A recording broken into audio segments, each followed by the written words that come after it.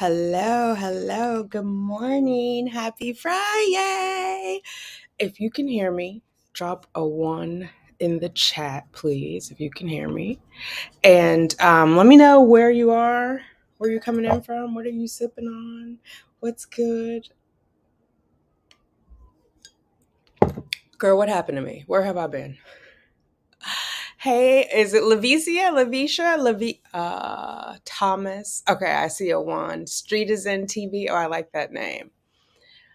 Hello, hello. Oh, I gotta remember. I got you guys on the hardwood floor, so I gotta remember not to kick the table. I hope everybody is doing well. Happy Friday. It's November. We have less than 60 days to finish out the year, so I hope we're trying to finish it out strong. Okay, I see the ones. Thank you. Michigan. The Michiganders. Love it, love it. What are you guys sipping on? I have coffee. And then I had to do a backup coffee because I was like, I know I'm going to be on here for a minute. So, and I have some bagels, sugar bears over there. Oh my God. I've missed you guys. I've been MIA. I have one more video for Vlogtober on becoming Tanika, which I didn't have internet for the last 2 days. Well, technically it was like over 24 hours, but it was across 2 days. And let me tell you, your smart home is not that smart when there's no internet. So Verizon said they would give me a credit for the day. There was not just an outage here. There was an outage in the area. And so I don't know, whatever magic they had to do. Somebody said behind me. So anyway, we're back up and running, but I couldn't upload the video because I was using like my bat phone for internet for like the TVs and everything else, and it wasn't going to support that. So I got you guys. I got one more day of October on becoming Tanika for you guys. And then on Simply Tanika, I have my 4th trimester video. I already shot it. I have to finish editing it and posting it. So that'll be up on Saturday. But I have been obsessed with this the murder of Dan Markel trial. And so I've been doing that. Sugar Bear turned 5 months yesterday. And yeah, so in 1 month, he'll be his half year, which I didn't even know that was a thing until yesterday. Some friends started texting me. And so I got to get some sort of imagery photos for his half year mark. So yeah, we have Michigan. Where else? Street is in TV. Where are you coming in from? Oh my God. Liberty, come here. Come here. Nobody's out there for you. Oh my God. Sorry if you have dogs and they're barking. Yeah. So, and I'm going to do Grovember over on Becoming Tanika, but I think I'm only going to post like once or twice a week instead of trying to do it daily because next week, Sugar Bear and I are starting our routine and I'm preparing to go back to work. So I'll go back to work hey, North Carolina and Philly. Thank you, Street is in. So yes, and the Gayton family, hi. Yeah, so we're getting our routine ready. I have been turned upside down, which is why like today I got up at 6:30 and we've been up. He's nursed once. He's eating on a wafer over there, so we'll see before he wants to be over here. He's smiling at me.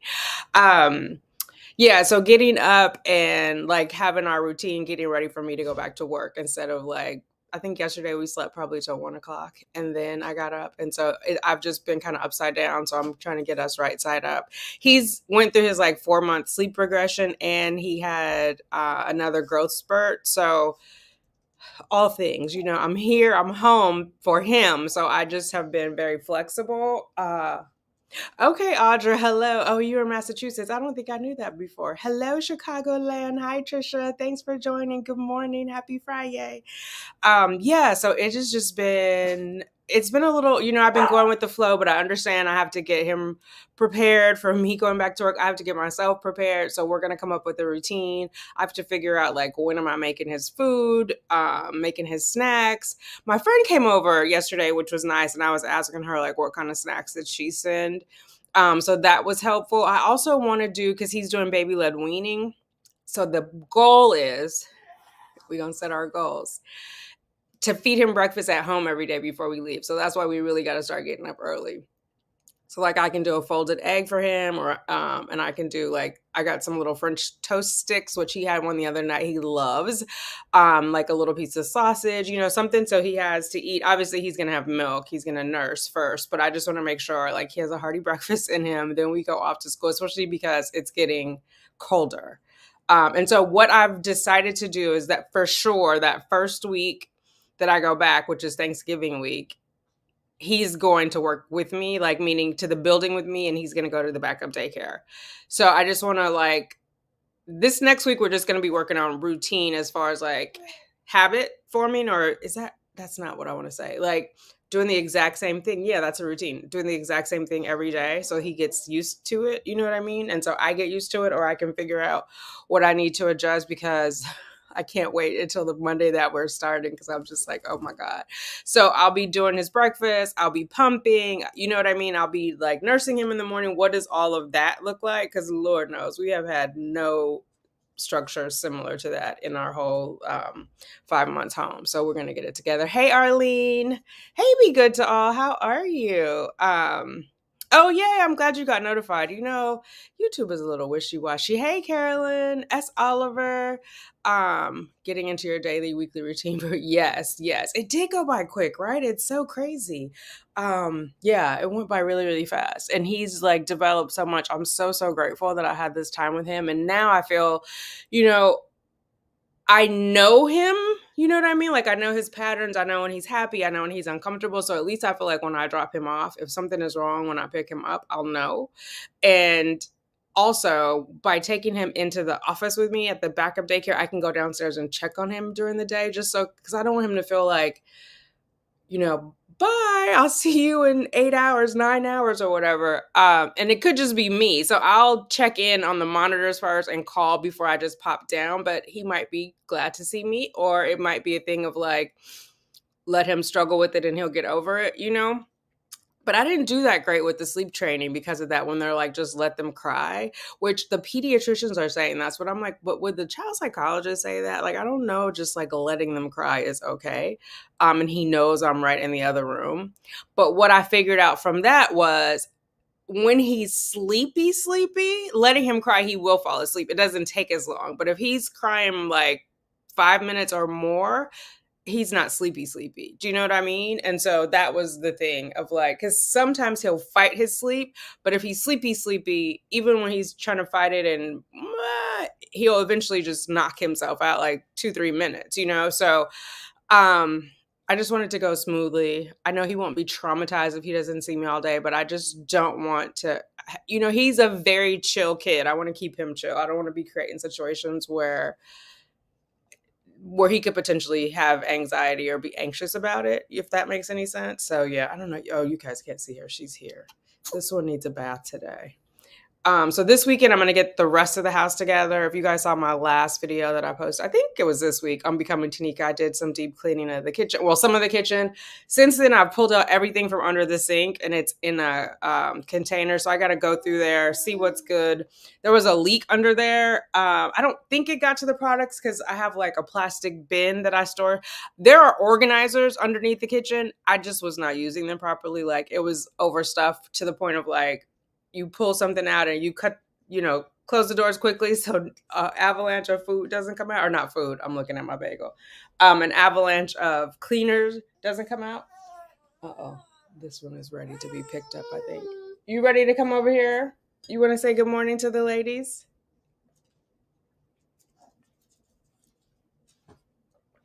Okay, let me grab him. Are you okay? Are you ready to come over here? Okay, I'm coming. I got you. Yes. Okay. Or did you lose your wafer? Did you lose your wafer? Huh? Did you lose your wafer? We are still in our pajamas over here in the McKelvey household. Yes. Okay. I don't know what I was talking about. Oh, cleaning. And then I have used his bathroom as a staging area to stack things in. Because that's the thing about like decluttering, reorganizing. You have to have somewhere to put the stuff when you're taking everything out, right? For it to really be like a true declutter. You can't just pick a few things. You got to take everything out and look at it. So that's been fun and interesting. But my plan is we're going to just, this weekend, that is what our project is, because I just want to be done with it. And I really just want to be able to like walk freely in my room, which I cannot do right now. It's literally, I don't know if any of you guys are from New York or have a relative who came from New York, But I remember this as a child growing up in California. My Aunt Emily was from New York. My mom's mom was from New York. I don't know if I told you guys. I'm sure I've said that. She grew up in the Bronx and she moved out to California as a teenager. Technically, I think they said she ran away, but I don't want to start rumors. Let her tell her story. Okay, Grandma. But yeah, so Aunt Emily always had like racks and stacks of stuff up against the walls, and you had to like the little path, not like on hoarders, but it. My room is like there's a path that you go through, but like you're not. You're not moving freely. Do you want me to hold it, or you don't want it anymore? I'll leave it up here. You tell me if you want some more. Because it felt like you were spitting it in my hand. Okay, no. You don't want to hold it? Or you just want to make sure you get to sit on my lap? So if I hold it, you're over here. Okay. Yes. Okay, I have to get my son to take a bottle too.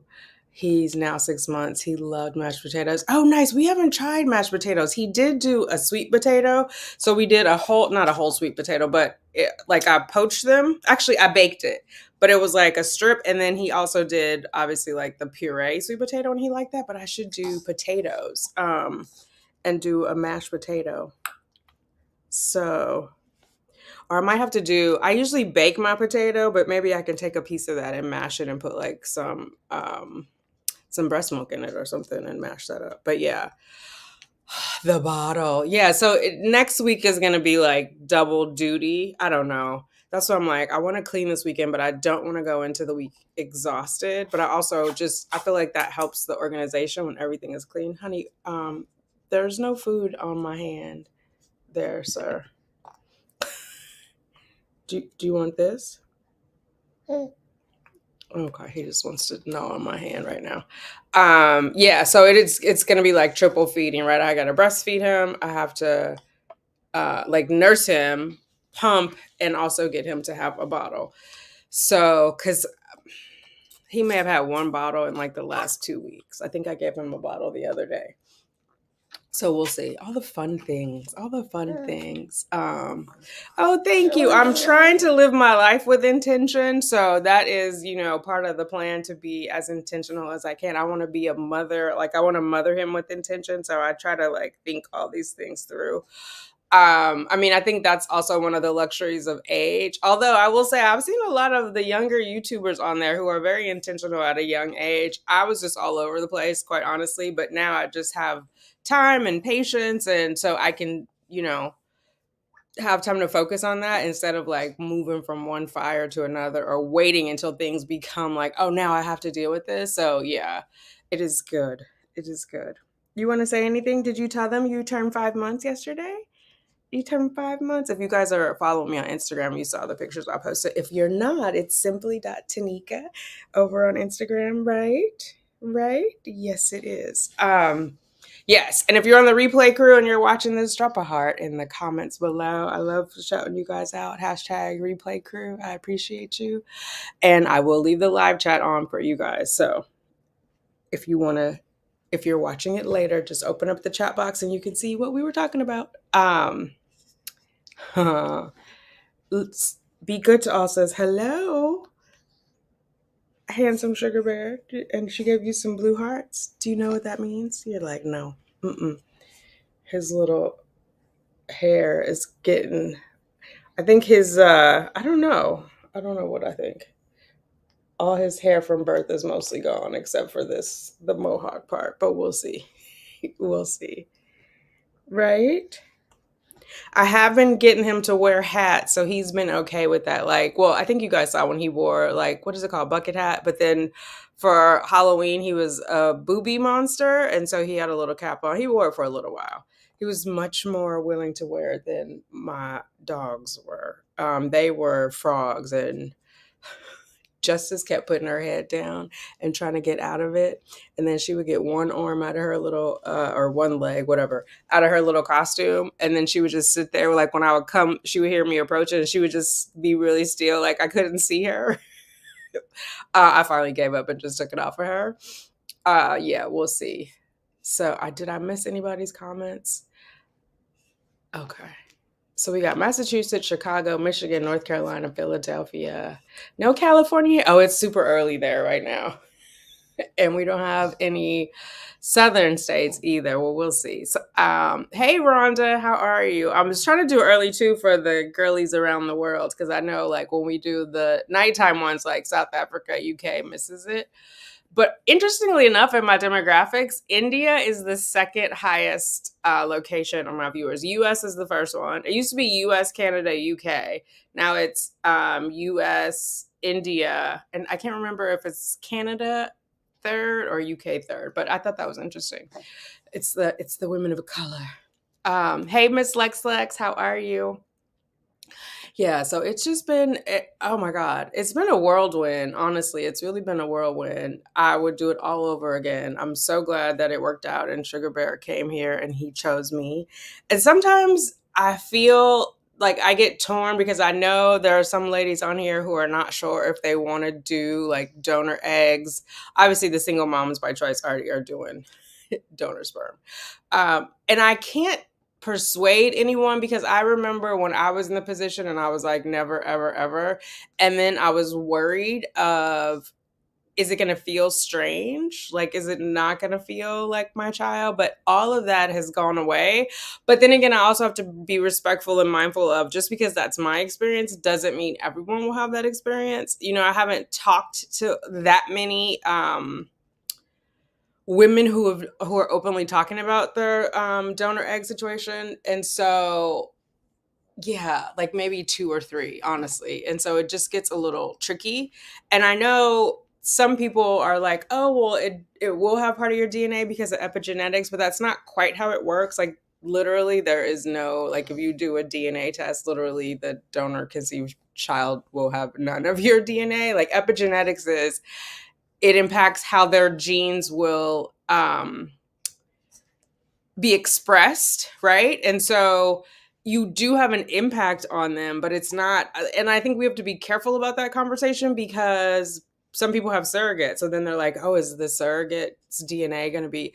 No, it's how the genes are expressed. So like meaning what your vitamin intake is, but it's the same if it's your own child, right? Like if it's your own biological or own genetic, it's how healthy are you impacts how healthy the child is, which, you know, obviously if you're doing drugs, that impacts your child. So it's the same kind of thing, but it's not like your DNA. So I can't preach to anyone about it. I can only share my experience and then hope from there if people are inclined or leaning one way or the other, they can make a decision from there. But it's such a personal choice. It's such a personal decision. And I mean, for those of you guys who've been here for a minute, you know, it took me a while. Like it was probably if the pandemic hadn't happened, I don't know if I would have got there, bless you. But the pandemic was a death of sorts for me. You know how sometimes when people die and you start thinking about all the things in your life and you kind of appreciate life a little more. It's funny how that works.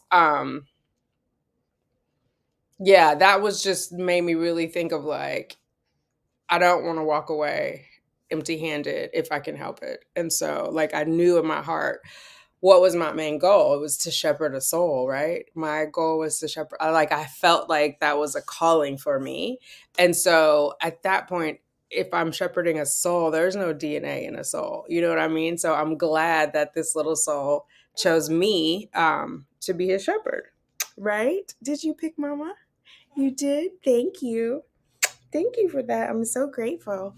So yeah, anyway, I don't know why I just went into that. That was whoever needed to hear that. Somebody needed to hear it. So yeah.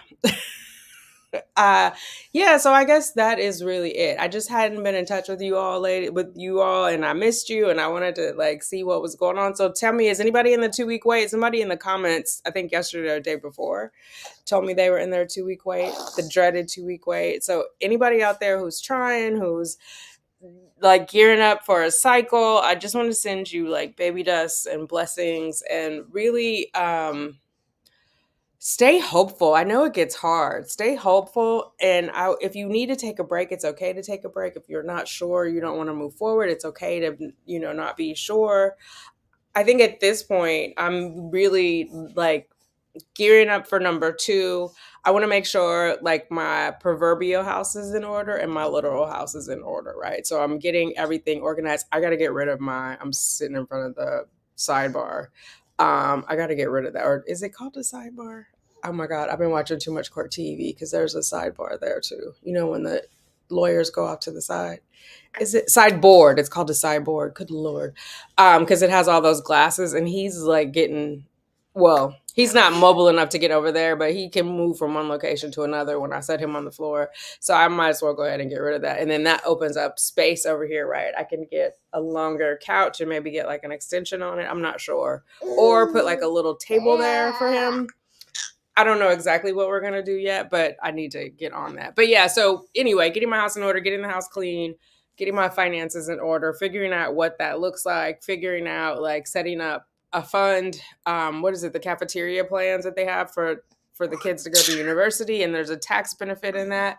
And just make sure that I capitalize on all tax benefits of now being a head household again and not being a single person. Because single in New York, oh my God, there's a whole extra New York City tax in addition to the New York State tax. And so I'll be getting a break on that from 2023 forward. Because he was born on June 2nd. So I'm like right at the cusp. So I can claim him for this year. Like if he had been, I think if it's June 15th or later, I wouldn't have gotten it. Something like that. I'm not an accountant. I'm just regurgitating what the CPA said. But yeah, so I just want to make sure like all that is maximized. And then looking at it, like if I plan to retire by 85, I need at least 2 million in the bank, and I'm not close to that, right? Because you have to figure out, you have to divide it up by like how many years. I think we talked about this the last live. So yeah, like what are you guys doing for your retirement plan outside of your 401k, outside of like, or in addition to, I have a 401k and then I have I can't remember what the other one called. Is it an SEP from when I was acting? There's some type of retirement account over there. And then obviously there's stocks, but that gets crazy and volatile. Look at him. He is gumming. Oh, it feels like you've got teeth coming at the top too. I thought they only did the bottom first. He might have 4 come in all at once. Okay. Sorry. I don't want you to keep chewing on my finger though, because who knows what's under these fingernails. Let's keep it 100. Let me see. Here. I mean, I did wash my hands, but yuck. Brown sugar. Hello. I learned about donor eggs from watching you and Sandra TTC 45. I had my first child last year using donor egg and my husband's swearing, yay! Everyone says my son looks like me.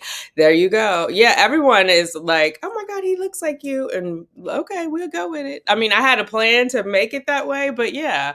So how, like, was it seamless for you? Because I think that was like my biggest fear of like, am I going to have this connection with this child? I mean, obviously you meet all your children either way. What's the matter? You dropped it? Oh, it's right here. It's right here. Here we go.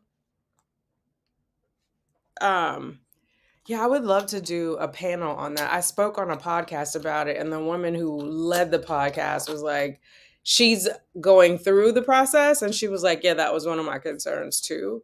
But again, like, it's the soul, you know? And that was an ego thing too, because for a while I was like, oh, it has to be my DNA, it has to be my genetics. But like, what makes my genetics so important? You know, like, I mean, not to discount them, but why is it enough to be a stopper? I should say it that way.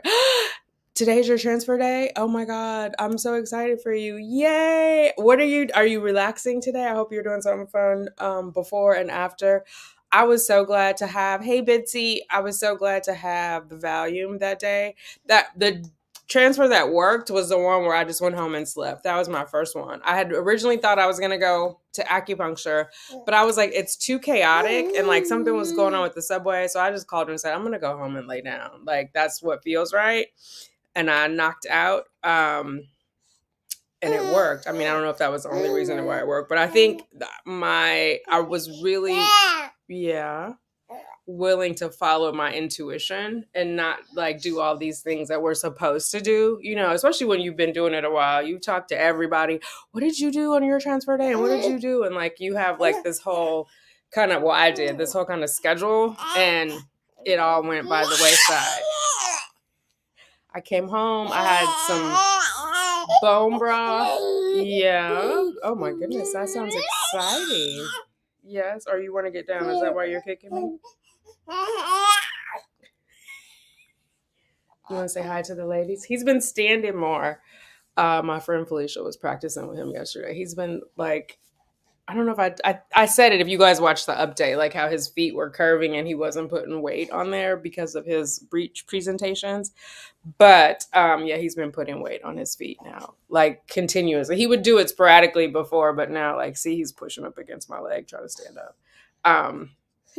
Yes. Do you see yourself? Who's that cutie? Who's that cutie? Can you see yourself? Huh? Can I give you kisses?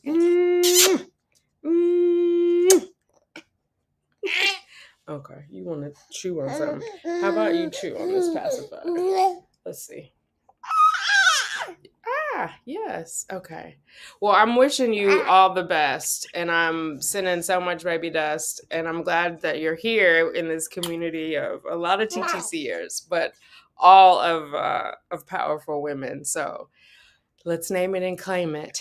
I did acupuncture and plan on going home and going to sleep. Good for you. Yeah. Oh my God. I'm so excited for you. Transfer day is like filled with so much hope. You know, your baby is waiting for you. Your baby is waiting. Yeah, so for those of you guys who are gearing up, I know some people are prepping for next year, wrapping up this year. I'm like focused on, like I said, getting my house in order for the rest of the end of this year, coming up with my goals. I'm going to do my dream board next month and instead of January. And then I'm going to figure out like what my body needs to get ready for a sibling for this little one. And what does that look like? I have 5 embryos left, and I'm prayerful that I don't have to go through, because he was the 5th of the 10 embryos frozen. So yeah, I hope it doesn't take another 5, but we'll see. You know, I'm gonna trust God's timing. I do feel like I'll be more. I don't know what I have going on at 10. It says up. Okay, sorry, ladies. But yeah, I just feel like I can approach it in a little bit more relaxed way. Somebody's texting me. Amazon delivery. Oh, they want me to order. No thanks, Amazon. They're reminding me that it's grocery day. But yeah, it's interesting. I'm excited about 2024. I'm excited, even more excited than 2023, even though I knew Sugar Bear was coming in 23. I just feel like unstoppable, you know? I'm like, I have clear intention and focus. I know what I want and what I don't want. And for the 75 Soft Challenge, I've been reading the, honey. Okay. I've been reading one of the Abraham Hicks books, and just really being mindful of like what is in my vibrational field and not harping on negative stuff and negative people. Like, I'm just not going to give it energy or space, do you know? And so I feel good about that too. And like, if people are annoyed or irked and I'm being like my true self, I got to let them go. I can't worry about it. And that's like the old people pleaser in me. And I know, I was thinking this morning. So any of you guys who are people pleasers or reform people pleasers, do you feel like being a people pleaser is also a form of manipulation? Like, you try to morph yourself into what they want you to be so that they'll like you? Because I guess you always have it. I don't know. I'm not going to claim it. I used to have a fear of abandonment. And so I think I would bend over backwards to accommodate people.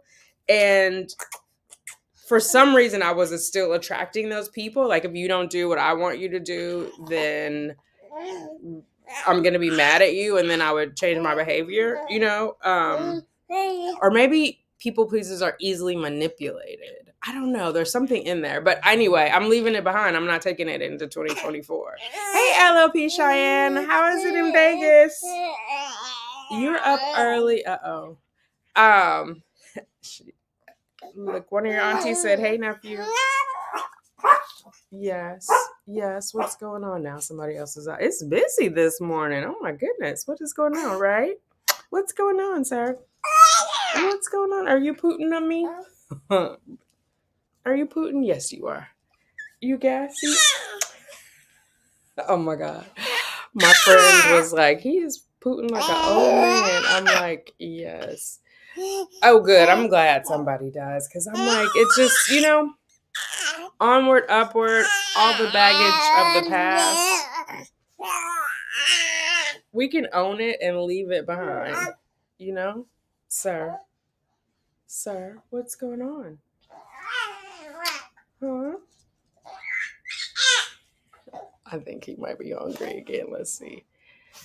Oh, okay. Are you hungry? Yes. I see. Okay.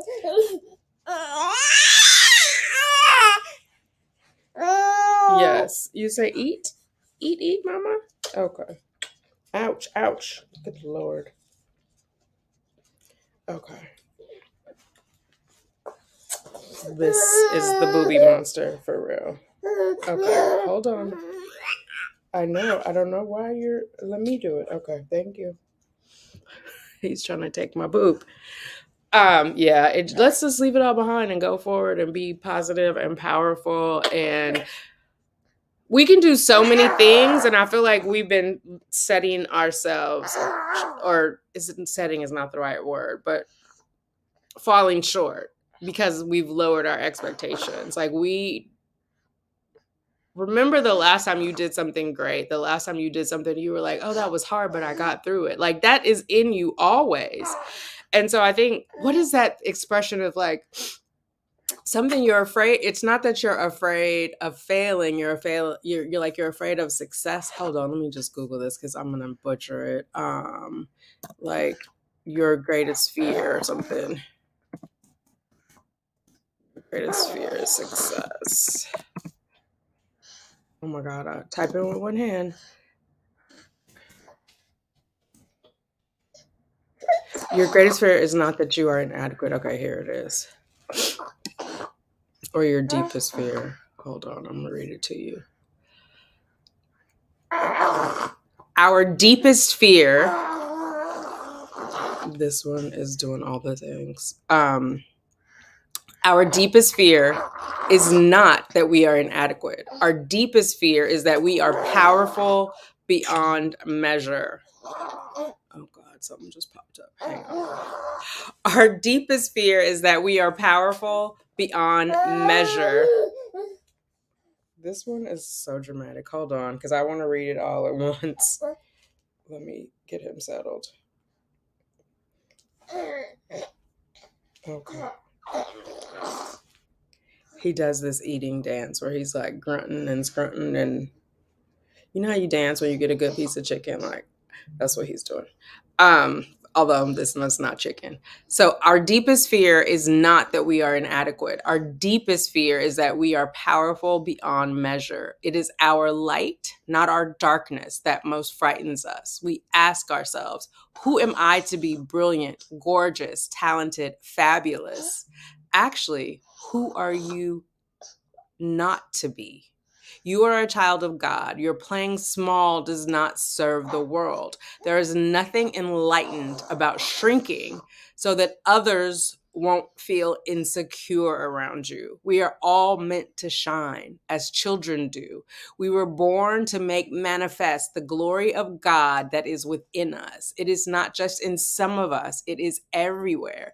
And as we let our own light shine, we unconsciously give other people permission to do the same. As we are liberated from our own fear, our presence automatically liberates others.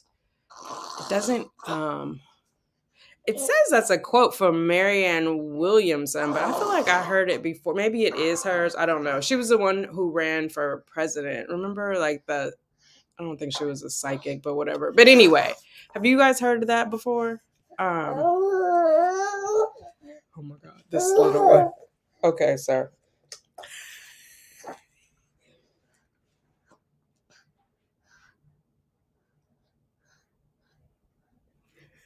My little guy. Oh wait, the Gayton family. Let's see. Sir. Just a grunting. My husband wants another one. Don't think you can get your cycle while breastfeeding. Oh, didn't think you could get your cycle while breastfeeding. Guess I was right. Oh, are you pregnant and breastfeeding? What happened? Congratulations. Oh, ignore the baby. It's typing stuff. Hello, baby.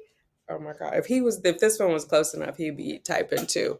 Yeah. So anyway, hopefully that resonated with somebody on here. Somebody needed to hear it. Because I just feel like let's just be our greatest. Let's shine. Don't let anybody steal your shine. And oh, I lowered this because he's down here. Don't let anybody steal your shine. And like, let's just be our best selves in 2024 and beyond, like, and start today. If that feels overwhelming, like I don't know if I'm ready for that, like you got 60 days to like get a plan in motion, and if it doesn't go as planned, get a new plan. You know what I'm saying? Like don't hold yourself back. Hey, Neo Soul Writer, I missed that earlier. Welcome, glad to see you. So yeah, just let's all vibrate higher, lift each other up, not get stuck in minutia and pettiness. And because I think if our ability to shine our brightest, it allows other people to shine bright. The devil stays busy. So maybe the negativity comes in because those people don't know yet that they're able to shine, and they're trying to like take you down a notch, right? But what's yours is yours. Like nobody can take that from you. And so I think that's powerful. In letting our own light shine, we allow others to shine. So let's shine bright, because then does that mean the converse is true? Like the being in darkness can drag other people in darkness? Then let's stay away, let's stay away from the darkness, right? One step at a time. One step at a time. Someone also told me, have you guys heard this of like when a baby is moving fast, like progressing fast, I guess growing up fast, they're making room for the next one. I'm like, oh, maybe he is telling me he needs a sibling. I don't know if that's true or not. But we're doing a lot of Montessori stuff. So it teaches children to be independent or to be self-sufficient, right? That's our role as parents, is to get them to be self-sufficient. And so I'm also doing with intention. And like right now, if I'm folding clothes, he's with me while I'm folding clothes. I take him in the kitchen when I'm cooking and doing dishes. So eventually he'll be old enough to do that, right? And it won't seem like a chore to him because he'll be like, well, mom did it. I want to, like, kids naturally want to help their parents. So he can, I don't know how he'll fold his clothes. If they'll be great, I won't judge him. But like giving him that tool, and I can't wait to get one of those, like, I don't know what it's called. There's a proper name for it, but it's basically, there's a ladder part of it, and then there's a top part that has a box. They can come in the kitchen with you. You guys know what I'm talking about? And like they stand in there, they can mix up stuff and do that. So I'm excited for him to do that because he loves to be in the kitchen, to the point now where if like I set him in the living room and I have Miss Monica on, he'll probably tolerate it for 5 minutes. Then he wants to come into the kitchen with me. And so he'll just come in. I'll put him in the high chair, have him over there, and I'll be at the whatever this is, the breakfast bar, the center thingy, blah, blah, blah, and cutting up stuff and talking to him. And it's nice, and I think that, like, I don't remember being in the kitchen with my mom when I was little. So, and those kinds of things. So I mean, it doesn't matter like what happened with whatever was going on when I was little. Like the point is I want to be intentional with like how he's raised and how skills are introduced to him, and not to make it like a bad thing, to be able to be self-sufficient or to do chores or to do whatever. So yeah, we'll see. Roxanne, sorry, people probably do that to you all the time. I apologize. So good to see you in Sugar Bear. I was so happy for you, and I told you that I had a miscarriage. Oh, yes. Oh, you're 5 months pregnant with the baby girl? Oh, awesome. That is so exciting. How far along were you when you miscarried the twins? And you know that it's a girl too. That's good. I think the next one I think, find out what the gender is. Mainly because if it's not a boy, I can get rid of all his clothes. But I think I'll still do a gender reveal for my family because they were kind of They kept bugging me about it. But yeah, I'm so glad your rainbow baby is on the way, Roxanne. Yasmin Flower, hello. Happy Friday. Hey, Boston.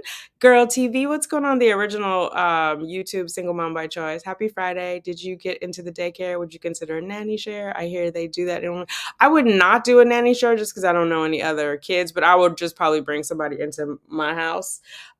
So he is in the daycare for January.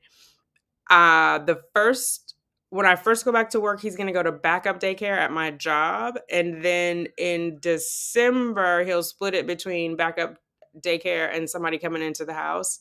And then I haven't decided yet, but I think we'll do like half and half in January when he goes to daycare, meaning like he'll go to daycare Tuesday, Thursday, and somebody will come into the house Monday, Wednesday, Friday. Yeah, but I actually haven't looked into the nanny share. Like somebody had mentioned that to me. I want to say like last year when I first found this, but I think, I mean, I guess I don't really know the advantage of it. Is that like for socialization? Because then how does that work? Do they always come to your house? Do you split houses? I just don't know anybody else like with little children, so I don't know how I would go about doing that. You know what I mean? Um I mean, the goal is that if I end up pregnant not if, when I end up pregnant next year by 2025, they'll both be here, and so like it'll be right before before Sugar Bears too. So then having somebody come in makes sense. We'll see. The I interviewing people to come into the house. They have to be okay with the dogs though, right? Because I'm not going to pay for the dogs to go to daycare and pay for somebody to come here. Like that is just, I can't afford that. Like that would just be crazy. And so that is it. And I'm thinking about having a male nanny too. So there's interestingly enough some Black men that do nanny work. And so I was like, or they don't call them nannies, they call them sitters. It's on this thing called Sitter City. But yeah, so we'll see. But I have a plan for the immediate future. And next week we start like getting our routine down to get ready for when I go back to work. Oh, Roxanne, thank you for being here. I appreciate you. You were 6 weeks. Okay. Okay. Yeah, so you're at 5 months. Oh my God. It is so interesting. I think if someone hasn't had a miscarriage before, like they don't really know the anxiety of the pregnancy after. Like that was the one of the most challenging parts for me was to be happy and stay happy, because I kept having like in the back of my head this nagging feeling of like, don't get too excited. What if it doesn't work? Especially after 3 miscarriages. And so it is I just kept thinking like I do not want to lose the baby. And so that was hard too. And you have to strike that balance of like loving and talking to the baby, but then also like, I mean, ultimately I couldn't do it because a part of me was like keep a distance, but I couldn't. Like this little thing is growing inside, but I just was yeah, I didn't want to do it again. Especially, I guess it depends on how far along you are, of course, but like feeling your cervix open and not have it just is, it's too much. And so like 5 months, 6 months, like that's when I started to feel good about it. So I hope that you're able to enjoy, or if not, you're starting to enjoy like having and especially knowing it's a girl, like talking to her and looking forward to her movement and all, just enjoying that. I really wish at the beginning of the pregnancy I could have enjoyed it more, but there was like a lot of mental gymnastics going on. So you know, I, I just took it one day at a time. But I did love being pregnant. Like I documented as much of that as I could. So I'm glad. Yeah, I took lots of pictures. I don't know. I might make an album. We'll see. We'll see. I didn't do maternity photos and I kind of wanted to, but again, it was like that hesitation of like, if something doesn't go well, I don't want to have that as a reminder.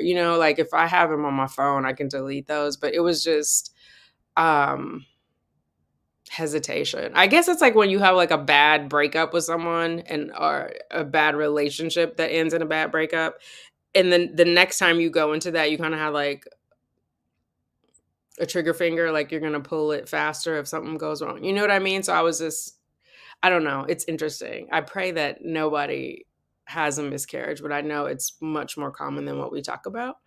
Elaine, I'm glad that you made it. You'll have to do the replay at the very beginning because he was up and at him. He's on the boob and asleep right now. Otherwise, I'd lift him up. He turned 5 months yesterday. And then, it was all good. It was all good. From what I hear, you pick a house and pay half for the nanny. Okay. Yeah. So I guess I'd have to figure out. Yeah. I just don't know anybody who I would, one, be like, okay, I'm dropping my baby off at their house. Or two, I want their child at my house with my dogs and all my other stuff. Like, we'll see. Yeah, it is like being a big sister. And does she live close to you? I don't know. Like, my daughter says she likes being a big sister, but she hasn't seen him a lot. Like, honestly, my sister in California has seen Sugar Bear more than Cheyenne. She does not live close to me. She lives in the Bronx. So yeah, she lives in the Bronx, and I'm in Harlem. I'm in Manhattan. So she's got quite a hike, but she says, I mean, it's not her first time being a big sister because her dad has children. So she has younger siblings. Like, she's the second of six of his six children.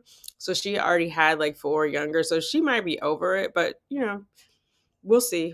Time will tell.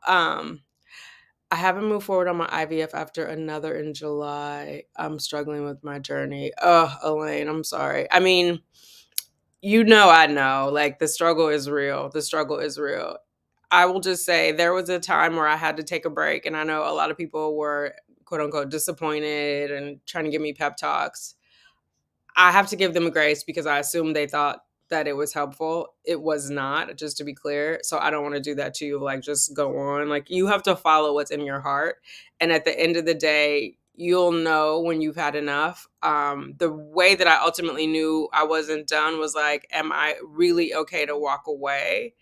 Or will I always wonder? And I was at the point where I would always wonder, right? So I kept going, but I had to I took a year off in between transfers. So I had a transfer in September of 2021. I did not have my next transfer until 2022 because the thing is, people will tell you, be positive, you can do it. But if people haven't gone through multiple transfers, multiple miscarriages, they don't really know. And so that's what I'm saying. I'm giving them grace. They believe they're being helpful. In order to prepare for each cycle, you have to prepare for the no. And if you're not mentally ready for the no, don't move forward. If you're not mentally ready to walk away, then move forward. You know what I mean? Like, that was what it was for me. And maybe a different recipe for you, only you know. But I get having trouble with it. I mean, it would be weird if people didn't have trouble with it after like multiple failed transfers. You know what I mean? Like, I was getting mad at people who would like they would go into it and they'd announce on their channel like TTC. So I would start following them and they're getting ready, doing their diet and exercise and all that. And then they're doing their shots and then boom, they get pregnant on the first time, they get a take home baby. And I was just like, it's not fair. So I had to stop watching stuff like that, right? Because then I'm just triggering myself. And why am I mad that like that should give me hope? But that's where I was in my darkest place. So I'm just being honest. So yeah, you just have to, you'll know, you know what I mean? Nobody knows but you. Roxanne, the anxiety was horrible, but now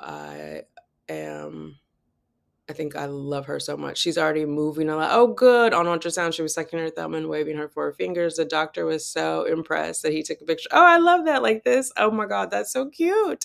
Yay. Yeah, he was always active on his ultrasounds, even though I couldn't really like feel him.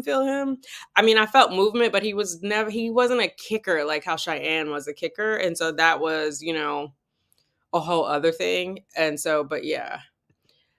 Let's see. Elaine, you have 3 frozen. I have 5. Yeah. So 3 is good. I mean, it takes one. I know people hate saying it and hearing it, but it is Miss Justice, can you get off the windowsill?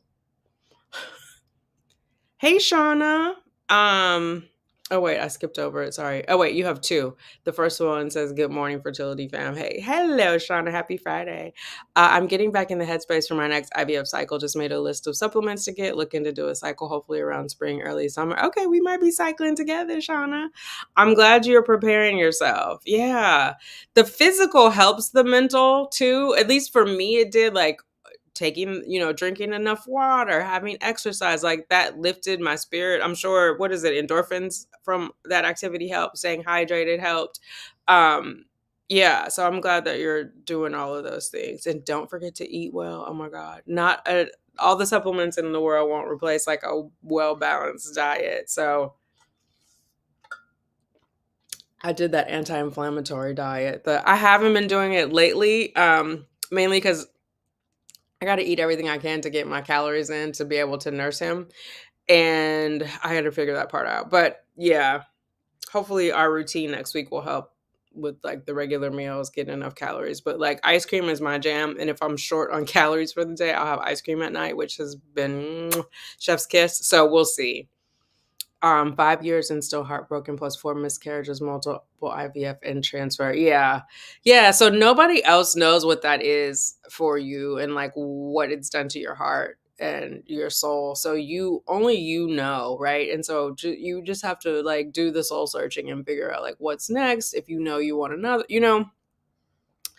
um but definitely lifting you up from afar and sending you tons of baby dust. I will say it was worth it for me, right? It was 5 years in the making. It was 6 years from when I started, but because of the 10 months of pregnancy, right? Like I got pregnant in September of 2022. I started in May of 2017. So that part was really 5 years. And then him coming in June of 23 was how we got to the sixth. But yeah, it was worth it for me. And honestly, I feel like it prepared me to be the mom that I am. Like, one, it definitely taught me patience because I was probably short on that before. Not probably, I was short on that before. And I had to do a lot of soul searching and I had time to like work on me, right? Physically, mentally, emotionally, all that, and kind of dig through some of my baggage. So I think that is going to help me be a better mom. I don't want to say everything happens for a reason because sometimes I feel like that can be trite. But for me, I found a reason in the everything happening. Do you know? I used that time to better myself. So you can't stop you want your take. That's how I felt at the end. I was like, I want my take home baby, and I know my baby is waiting. So your videos helped me to cope with the loss. Now I'm grateful to the creator for this child. Her being in me has trumped the sorrow. Exactly. Oh my God. Well, I'm glad that my videos helped. But I'm definitely, yes. Having the baby, exactly. Like it is night and day. And at that point, you're like, oh, it was all worth it. I would do it again. But going through it is difficult. It is like your mettle is tested, no doubt. It comes along with the territory, indeed. Oh my God. I am nervous to go back to work, but I'm also ready to go back to work. Like I know it was slow while I was away because, well, I guess slow in some areas, but our group would have been slow because of the writer strike. The shows weren't on. But now I see they're back and I'm like kind of itching to get in there. So there's a part of my brain that I'm not using. Uh, but also the mom brain is real. Like I have the mom brain hard. Like my friend was over yesterday and I was trying to call out Liberty's name and I called Liberty Beverly. So I feel like my brain is glitching a little bit. I'm sure it'll be fine once I get back to work, but I'm definitely ready to get back in there. Not nervous about having a lot on my plate. Like I'm used to that at work. So I feel like that's where I thrive. If I didn't have a lot to do, I would be bored. And that, when you're bored at your job, it's time to get a new job. Well, at least for me. Yeah. On the fence about doing a transfer. I have one embryo that is a low-level mosaic. Talk to the genetic counselor who thinks it's worth taking a chance. Oh, that's good. If the genetic counselor thinks it's worth a chance, because I feel like they give it to you straight. You know what I mean? And I mean, I'm hard-headed. Even if they're like it's a low chance, I'll take that chance. But when they're saying it's worth it, and my IVF fairy godmother, my IVF unicorn, all her children were for mosaics. The dermatologist, she was the first one to transfer mosaics, and so if the risk is low, that's why they're recommending it. And if there's anything like quote unquote, I won't say wrong, abnormal with the mosaic, they have a chance to correct themselves in utero, right?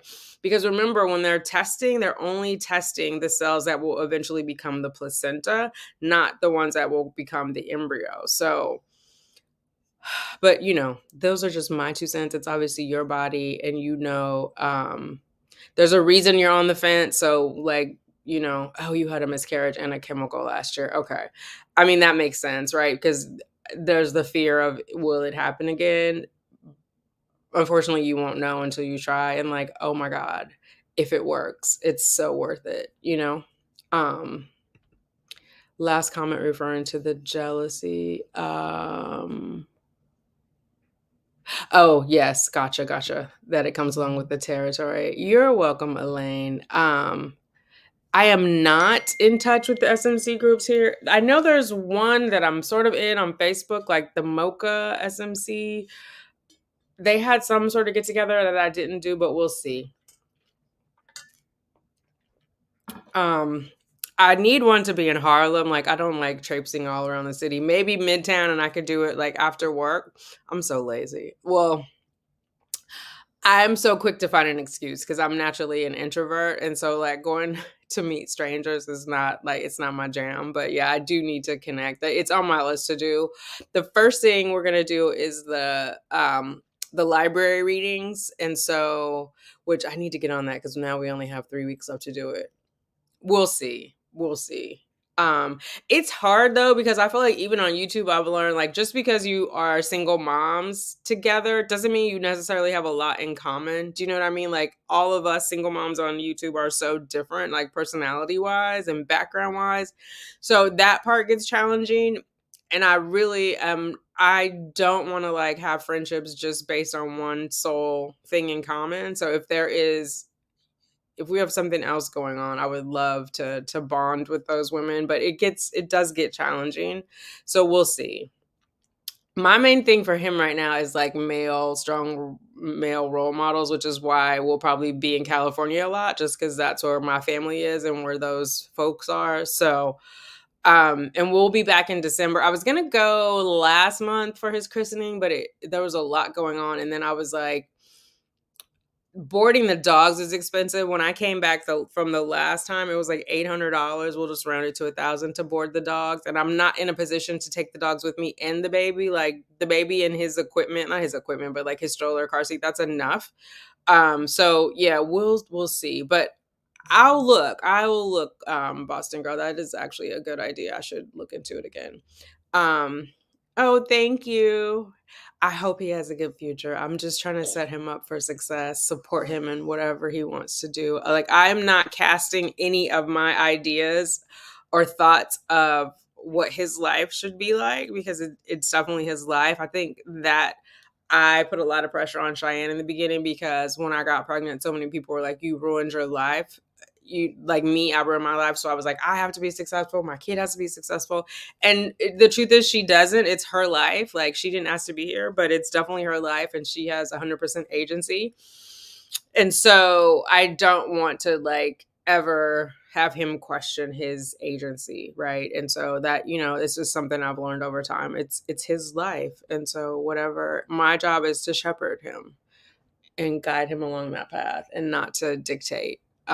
Because he, at the end of the day, he doesn't belong to me, right? None of us. We all belong to ourselves. We don't belong to anybody else. And so I just want him to be happy. I want him to be happy. That is a good way to look at it. When I get in a mode, I tend to tune out the world because there's still so much negative mindsets when it comes to IVF, and you have to not let it play into your thinking. Absolutely, especially amongst women of color. I noticed there can be a lot of negativity. I think any negativity, we have to block it up. And I'm the first one to admit I was getting sucked into it. And I'll say that's part of my psyche as like a reformed people pleaser. Because I'm like, why don't they like me? Why are they saying that about me? Why are they being cruel? And honestly, it's not even about me. That's their own thing. That's about them. And so I'm going to let them roll with it. And I'm going to like not be afraid to shine and go on. So yeah, don't mind me commenting, but my 5-month pregnancy is from a 6-day blastocyst that was graded 2BC and wasn't pre-genetic tested. All her anatomy scans and tests came back normal. Yay! I did not test my embryos either, and I did not do the NIPT. What is it? Non-invasive prenatal testing. So yeah, he looked great at his 18 week scan, or the 20-week scan, the anatomy scan. They did it at 18 weeks, and he also was like, his heart came back fine because we did that a fetal echocardio because he's an IVF baby, so that was fine, and we did the nuchal translucency. So visually he was fine, and I was okay with that. I chose not to do the NIPT because if it came back, one, it's called a test, but it's really a screen. And if it comes back like highly likely, then you have to do other tests, which is, what is it, the CMV or the amniocentesis. And I knew I wasn't going to do either one of those because there's a risk of miscarriage, and I wasn't going to risk it. And if I had a child with Down syndrome, I was okay with that. And if I had a child that was not going to live long because of some genetic abnormality, I was okay with that too. But I was like, this baby's coming earthside. And so, I don't know. And maybe that's why God was like, okay, you're ready. I don't know. But yeah, I'm glad that she is doing well. Yeah. And I think that's important too, because I see on so many boards where people get caught up in like the grade. What was your grade? What was your, like, dude, it's not a spelling test. Like, you know what I mean? So, if the doctor is okay with it, or if the doctor, I shouldn't say okay with it, like they're meant to support you. But if the doctor is saying there's a chance, I would go with that and not be like caught up on the grading. Because I think in the beginning I got swept away with a lot of that. Like, everybody on the chat boards wants to like check your stats, like what's your AMH, so they can give you their opinion about your uterus and its capabilities, or your embryo and its capability. You know what I mean? It gets a little weird. So I feel like some of that stuff, whatever my AMH is, doesn't have an impact on you and what your AMH is. It's not a 1-for-1, because AMH is not an exact count of like how many eggs you have left, right? It's a snapshot of your reserve potential. And so some of those things. But yeah, I'm glad that you share that, because some people get stuck on that, like, it has to be a 5-day, has to be a blah blah blah blah blah, whatever. And if it's meant to be, it's meant to be. Happy Friday, Melissa. Oh yes, thank you. Okay, so did you guys know like this half year thing is a thing? My friend was like, "Oh, you have to I can't wait to see his half year pictures. He's 1 month away from being half year." I'm like, "What, is that a thing?" And she started sending me pictures of like people on Instagram. That went right over my head. I've never seen or heard of that before yesterday, but now I got to get with it. Oh yeah, he's asleep. I was gonna show you guys. Like, my friend brought some stuff over for him. Yesterday, and then I have a Teemu thing here. Hold on, let me put my boob away because he's knocked out. Oh no, okay, no, spoke too soon. Okay, here you go. Lord Jesus, let me just show you what. So this is a one piece. This fits with his name, in my opinion. So I love this. And I think it's an outerwear, right? So he can wear, although, how do you guys do that? Because I've read that you're not supposed to put outerwear on them in the car seats. He might be a little bigger by the time. Oh, I don't know. He'll be that much bigger where he won't need the car seat inside the stroller, but we'll see. And then he can wear his outerwear. And she got him this, which totally fits with being a sugar bear. It's a whole one piece. This is so soft. I love it. She also got him, but she said pieces of it were missing. This, and there's a top, because she said she put it's like a diaper cover, but there's a t-shirt. He has t-shirts. Well, he can still wear it like this, but yeah. So she got that for him, and then I have been shopping for him for his back to school clothes. Although it's not a onesie, but it's okay. I can put a onesie on underneath him, but this is the top, and these are the pants. Or now you're awake. These are for you. Can I have my boo back now? Since you're not doing anything with it. And I have some Teemu stuff that I'm going to open with you guys. I have to stay off Teemu. I've been doing better, though. But I'm not totally cute. Okay, how cute is that? It's like a little Letterman's jacket with a bee on it. They had A or B. It has no significance other than bear, I guess. But this is so freaking cute. Look at that. And the pants. So fun. I'm having such a good time being a boy mom. And I was telling my sister, like, it's different being a boy mom, and I'm not sure why. And I'm not like one of those, oh, this is another one of those bibs. Like, I'm not one of those, well, I shouldn't judge. I shouldn't say judgy adjectives to describe them. I'll just say I'm not going to be hopping on my son's lap at the football game. How about that? But there is a different connection because you are the first woman they are going to love and express their emotions to. So you have to get that right. Like, I'm sure we've all dated. I'm making noises. If I were editing, I would be cringing. Hold on.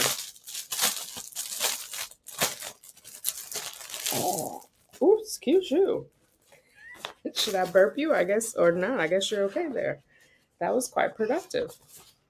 So his arms go in there, and then this part is down here. I said it before, but some of you may not heard, like, why didn't you get the silicone bib with the, because the pediatric, the occupational,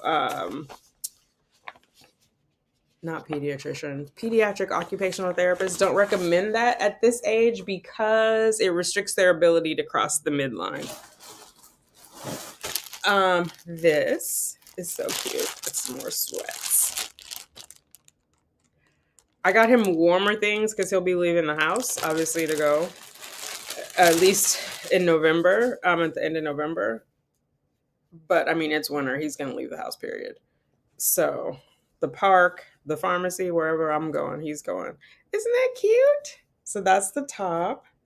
Those are the bottoms. This is another one. Doo-doo-doo.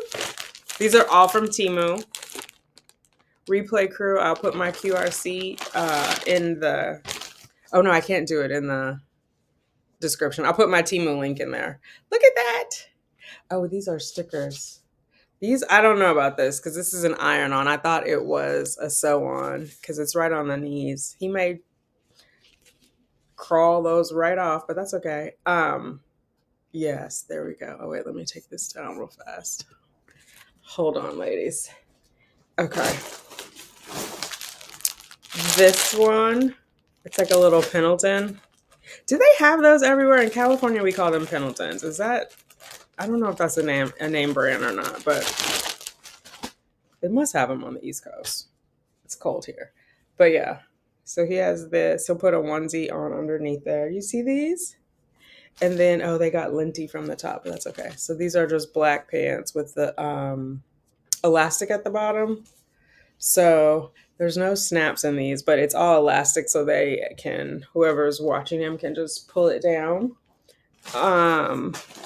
Yes. And then this, and this are his first pair of jeans. He had the overalls, which he's completely too long for, but we've been wearing them anyway to go outside. So there's that with the little elephant.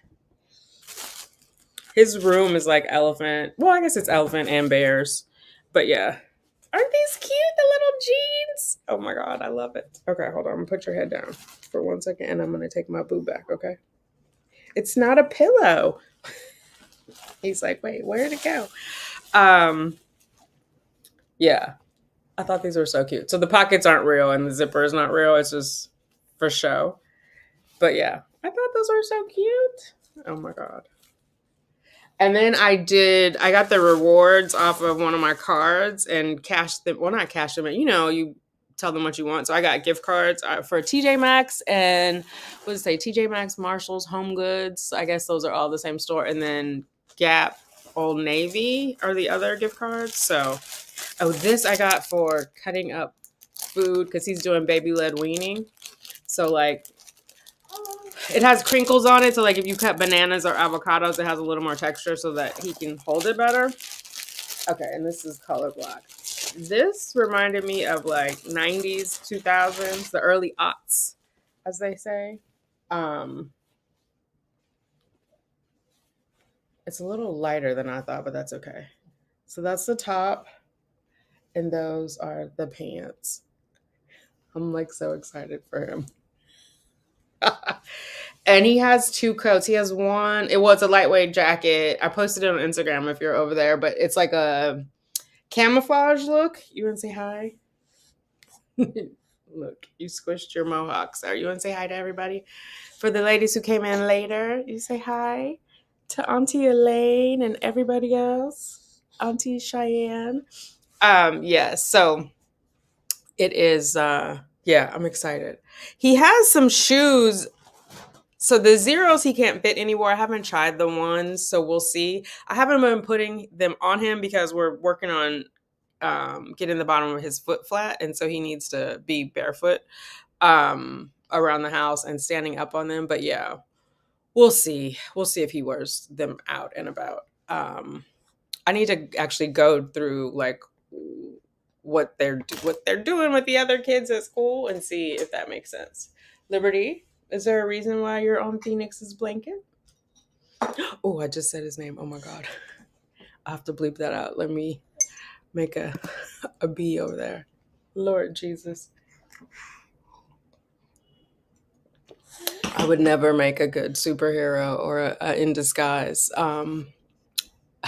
Wait, let's see. I missed some. Oh God, there's lots of questions.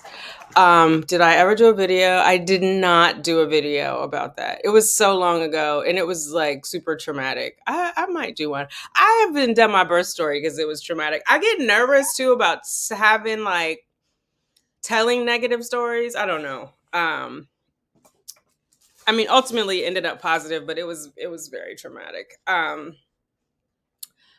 But my 5-month pregnancy is from a 6-day. Oh, I read that one. Let's say, oh God. Okay. I don't know why, but after a while it resets. And so I've lost my place. That this can be a bit isolating. Okay, you guys are talking amongst yourselves.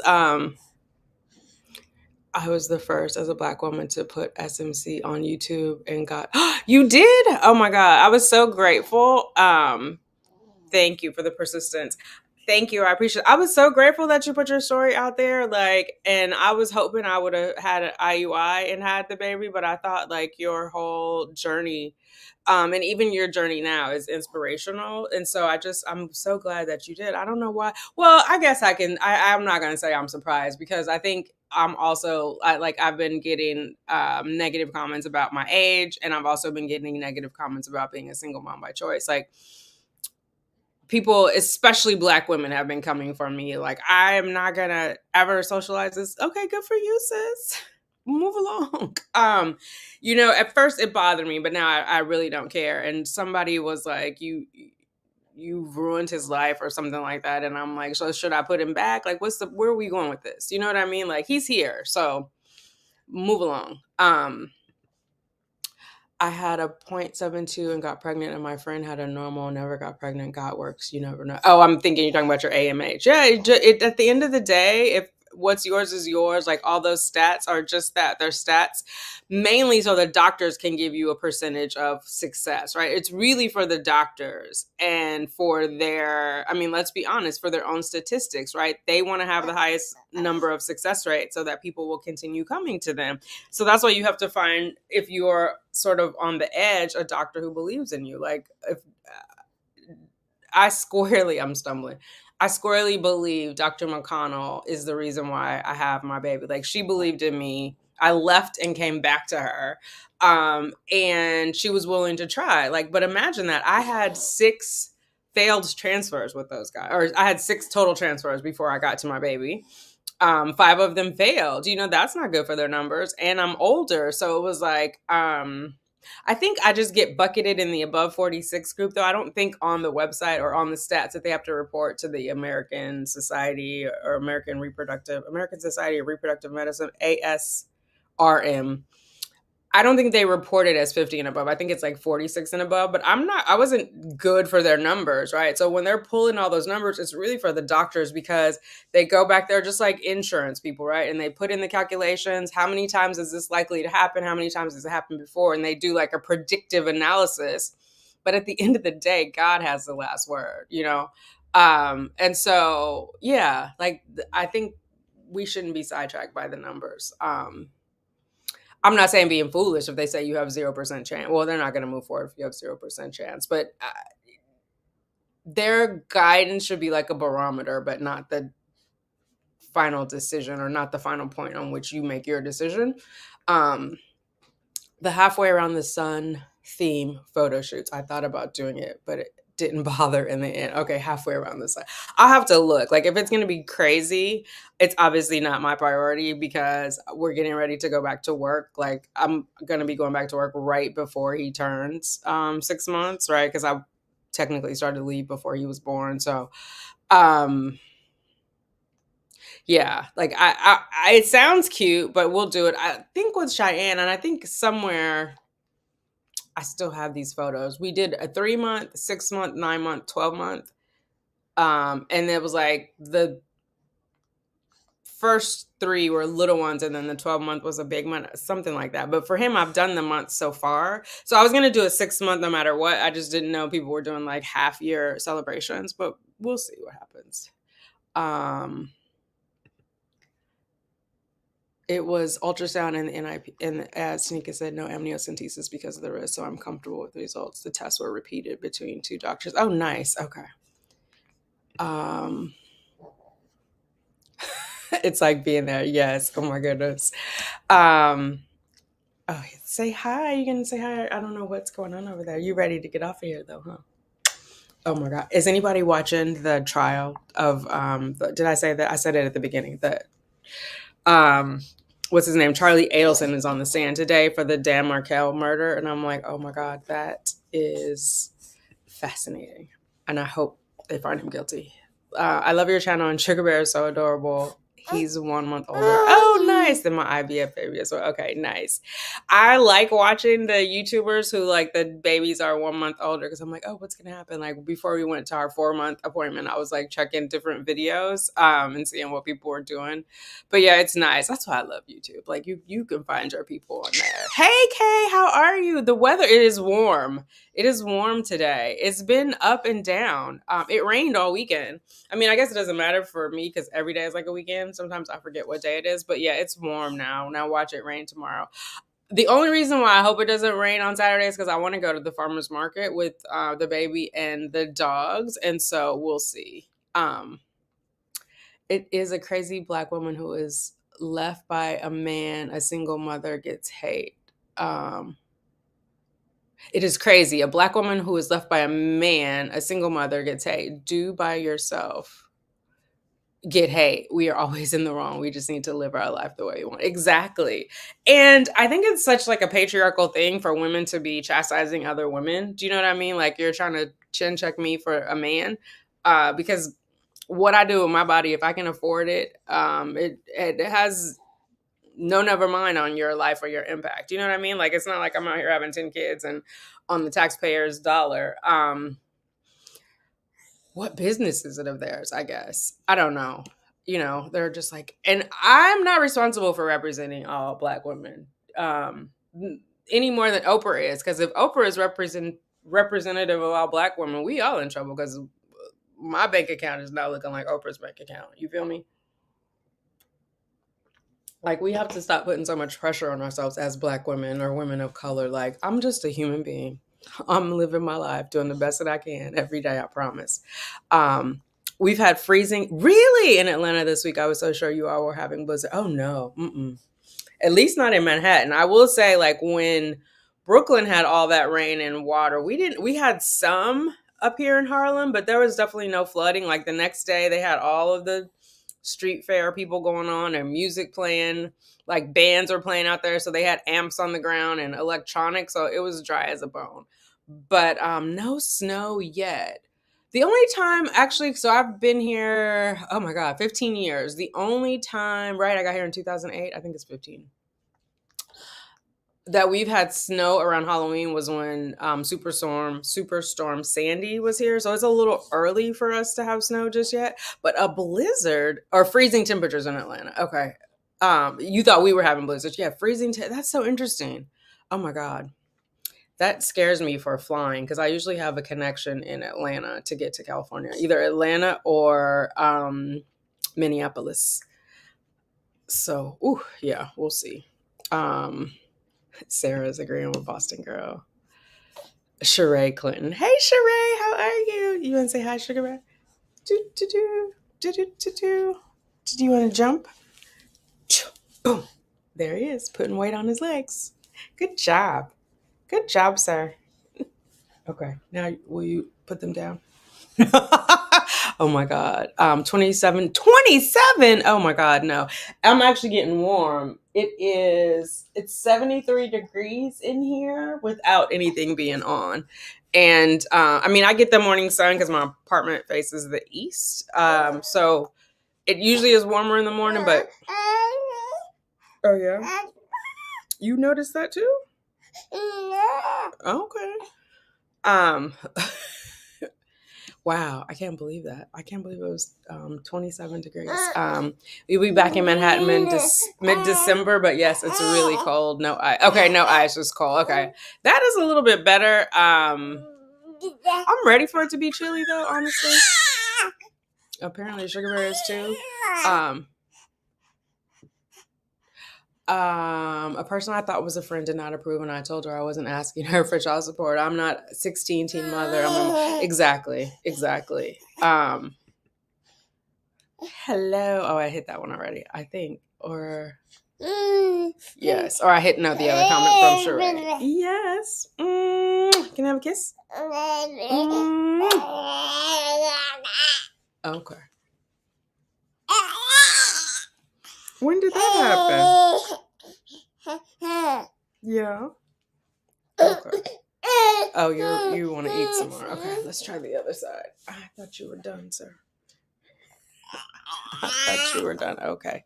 Yeah, I don't get the judging of other. I just don't know why women police each other like that. You don't see men on there like, oh my God, you're letting down all men, and I can't normalize this for all men. Like, girl, sit down. Because who asked you? And then the other thing, it's either you shouldn't be doing it as a single mom. One, because they want single to be sad and broke and lonely. Like, I'm single by choice. I'm not just a single mom by choice. I'm single by choice because I am working on myself. And I'm not in a place to attract a positive partner right now because I'm digging up some stuff. I need to go through some things, right? And so there's that. The other thing I would say, if people are not shaming you for being single, then they're telling you, why didn't you just adopt? Which is, it's not the same thing. That's not the same thing. And I think it's more challenging for single women to adopt, at least in New York. Like, I believe if you were going to, don't quote me on this, I'm saying like public and not like a private adoption agency, but they don't encourage single persons to do that. Or if they do like permit it, you have to take an older child, I guess, because they're like, well, if you really want a kid, you'll take this one, right? Like you're not getting an infant. And I think it's hard. The first 7 years are their formative years. And so you don't know what's happened to them for 5 years. I am just not mentally equipped for that. Like, I know what I'm built for. And if there's a lot of stuff going on, I'm not the one to shepherd that soul. I'm also, having just worked through my own abandonment issues, I'm not prepared to do that with someone else's child, like help them through, because it took me a long time to understand that's the other person's deal, why they left you. But children, their job is to like literally be lovable, right? Because that's how they're going to get their needs taken care of. And so if someone does that mean they failed if someone didn't? No. It means something was wrong with that other person. Yeah, that's a whole other thing. But the whole like, why don't you just adopt? Or there's a lot of Black children who need blah, blah, blah, blah. Like, and how is that my responsibility? Do you know what I mean? Like, the people who are called to that are called to that, but you can't shame somebody into that. And if you, oh my God, he's so nosy. Nosy. You do a booby dance? Okay. His nose is congested too. But yeah, like just, in the same way you should mind your own uterus, just mind your own business. To get on the internet and try to shame somebody behind a keyboard is just strange to me. But yeah, I'm not gonna dwell on it. To tell us he wants some mommy time. He wants some booby time.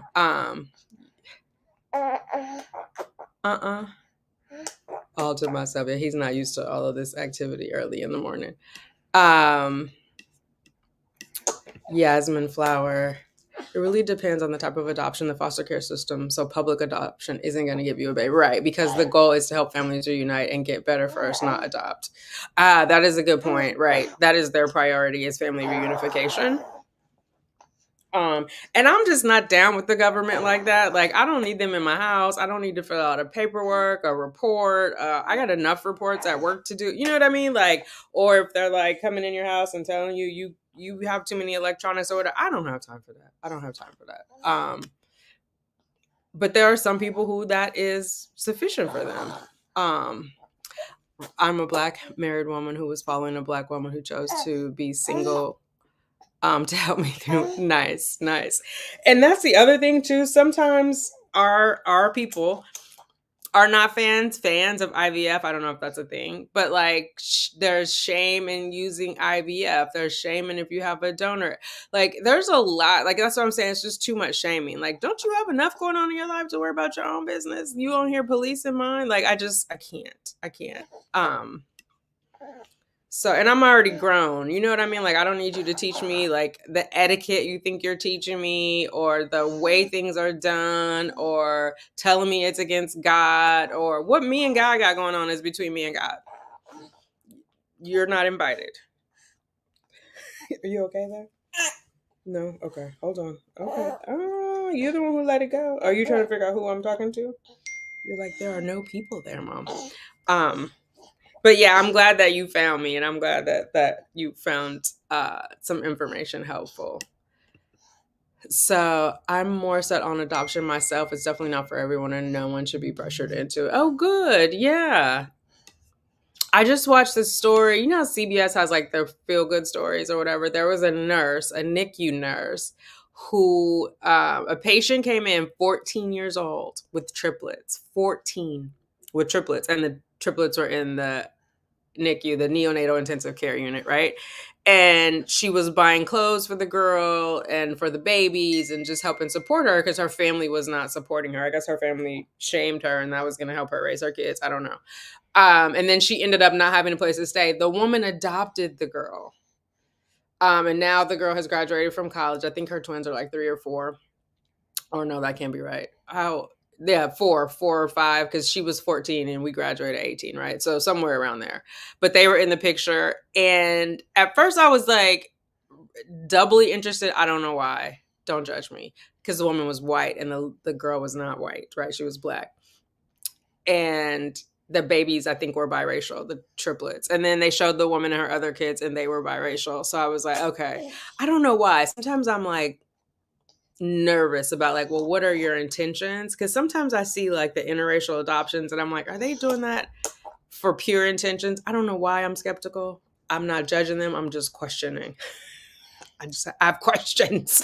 But yeah, so I don't know why I started talking about that, but I thought that was beautiful that she did that. Like she already had a house full, but she knew that this young lady needed her. And because if she went into the state system, they were going to separate her from her children and they were going to separate the triplets. And so this woman stepped in and I was like, that is so beautiful. Like, girl, many blessings to you, many, many blessings, because I don't know if I would take in 4 human beings on the strength, like keeping it a buck.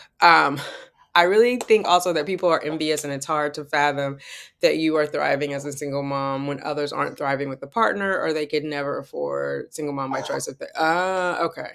But so, I mean, I guess Yeah, if they can't imagine it, I guess that's one thing. If they can't afford it, I guess then they're casting it on me. That's interesting because I do feel like since I've been on YouTube, a lot of people have been counting my pockets in ways that I've never counted any other YouTuber's pocket. You know what I mean? So that is an interesting perspective. Thank you for that, Kay. That is, yeah, that resonates.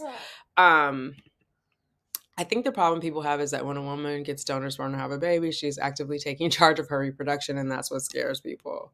Well, because they want to keep taking charge of our reproduction, right? They want to tell us when we can and can't have babies. Like they're banning abortion everywhere, but so when we take, it's the patriarchal society. Like somebody's got to be in our reproductive system. I mean, I get it. As men, they should be scared because you are going to have to step up. Because there was this whole other, I did the one video on headlines and hoo-has about using donor sperm and the lack of black donor sperm, or the shortage, however you want to phrase it. And, a lot of people were in the comments, black people, like, oh, well, they shouldn't do it and you should get married. You can't just be taking people's sperm and blah, blah, blah, because it could be their obsolescence, right? It could make them obsolete. Because then you don't have to put up with foolishness. I know a lot of people who have gotten married just to have kids, because and I think we talked about this a little bit last time, but right. So men get to go out and be Tom, Dick, and Harry for everybody. The women are supposed to be chaste and wait for these men, but the woman's biological clock is ticking, right? If we follow traditional, you need to have a baby by 35. And so you might have to settle for a Rudy Poot in order to get your baby. And then you end up divorced. So you end up a single mom in the end, and hopefully he's an active participant, but your clock was ticking. And so you had to settle. And I know friends who were dating people who did not want to have children. And so they broke up with that person. Like they stayed with them for a little bit, like maybe they'll change their mind. But ultimately, they wanted to have children. The man did not want to have children. So they broke it off with them. Like there was no point in going to the altar with a man who didn't want to have kids, right? And so then they went and found someone who wanted to have kids. Is that person as equally compatible? I mean, maybe they are. Maybe I'm just like a cynic in that way. But, a lot of women end up settling because they want to have kids and they have to have a partner who has to have kids. So when you take that away from them, like they've been out hoeing, let them be out there and keep hoeing. You know what I mean? Like don't come in here because you think I hear a clock ticking. Um, yeah, and I think there was I won't say I prescribed to that fully, but there was probably a time where I bought into, well, because I was a people pleaser. I was worried what the people thought about me. Like, let's just keep it 100. And so that's how I ended up with a baby at 52. So if I can inspire anybody to like start sooner, because oh my God, I could have had so many babies if I would have started earlier, but we're going to work on 2, and see, or 3 technically, but I'm saying 2 like little ones. But, yeah, it's so powerful to not have to like wait on people, or not try to find the right one, or not trying to have that difficult conversation, or not trying to like be like, I really love this person, but I really also want to have kids and I got to leave this person. Like that's so crazy, like head over heels in love with someone, but that is the deal breaker. They don't want to have kids and you do. Clearly can be your soulmate, right? If they don't want the same things you want. And so I just think it gives people options. I'm not going to like sugarcoat it and say everybody should be a single mom by choice, because you have to have a specific constitution to do this, right? And understand what you're up against, because the world is not at this moment set up for single parenthood. It's just not. But yeah, you got to figure that out for yourself. And for me, it was the most empowering thing ever. Yeah. Yeah. I hadn't dated anybody that I really thought, okay, this person's going to be a good father. And because I already have a child that has a father and what those difficulties were like, I wasn't willing to go into that again, right? Because I think even if I ended up pregnant by a person, a human being, like, I mean, you know what I'm saying? They're all human beings, but like a person that I know, I would still have to have some type of contract that they're not going to be involved in the parenting, because things like religion come into play, and school, and like how much you're going to spend on your child. Like, I dated someone, like I bought Cheyenne a MacBook, and they were like, oh, you shouldn't have done that. My dad would have got me a PC, but well, no, he wouldn't have, because when you were her age, they didn't even have them damn things. Shut up. So like those kind of things. Cheyenne's stepmom was like, you dress her too nicely. Like, what does that mean? Like, according to who? You? And so, again, it just like, you have to like be on the same page with your partner, because otherwise it's going to be painful raising the kids. And if you end up divorced, especially, that's going to be even more painful, because the differences are obvious. That's what the whole Dan Markel trial is about. Like, he was raising his kids kosher. He didn't want them moving to Miami. And instead of the family working through that, they hired a hitman. You know what I mean? Like, these things are real. I mean, I'm not saying anybody should be killed over it, but in some people's minds, that's how exacerbated it gets.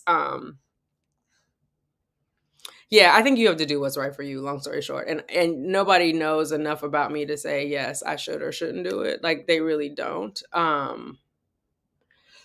It is what it is. But yeah. They should mind their own uterus, though. I say that for sure. Sorry for the typos. I don't think about these issues until I see people's comments. People make other people's lives a problem for them. I personally don't have that amount of energy. Exactly. And that's what I'm saying. In 2024, I'm not going to give it for the rest of this year and the rest of my life, I'm not going to give it the time of day. I don't pay them no mind. We all have one goal, to be a mom. Exactly. To be honest, a lot of people don't know about their fertility. I had no idea until I was helping someone else. No man doesn't equal no motherhood. Lesbians have it on lock. Yes, exactly. But the black folk, they're going to talk about that too. They talked about Jesus Christ and he rose again. So let them talk. Hey, Loretta. Good morning. Sugar Rush says good morning too. Let's see what else we got going on here. I'm white and will probably adopt transracially because internationally, considering the history of it all, I'd never fault any, oh my God, Black, Indigenous, person of color, person for being cautious about it. There you go. Thank you. The thing is too, like, I'm also watching, like, I'm on the fence about the moms of biracial children who are all over TikTok combing their hair. Like, is that a great feat that you can comb your child's hair, or am I missing something? Like, I think it calls out too much of the differences, but I mean, that's just me. I know there's one on there where I feel like the child might be being abused, but you know what? I got to mind my own business. Like, it's all over the internet. So if that's really happening, hopefully somebody in the little girl's life can help her. But it's a little scary. Also, not all state health insurance pay for IVF. When I was in Georgia, they didn't. Now I'm Boston. They have a mandate. Oh, nice, to pay from IVF through healthcare insurance. Yeah, that's nice. Wow. Okay. Yeah, New York has some, but like my employer was not included in it. It depends on the type of employer, but they had it anyway. Like globally they have it. So I do feel bad for the people who have zero coverage. And that it definitely makes it harder. I don't know that if I had to pay, well, no, I know if I had to pay out of pocket, I don't know, like 100%, the whole thing, I probably wouldn't have had Sugar Bear, but my last 4 I paid for out of pocket.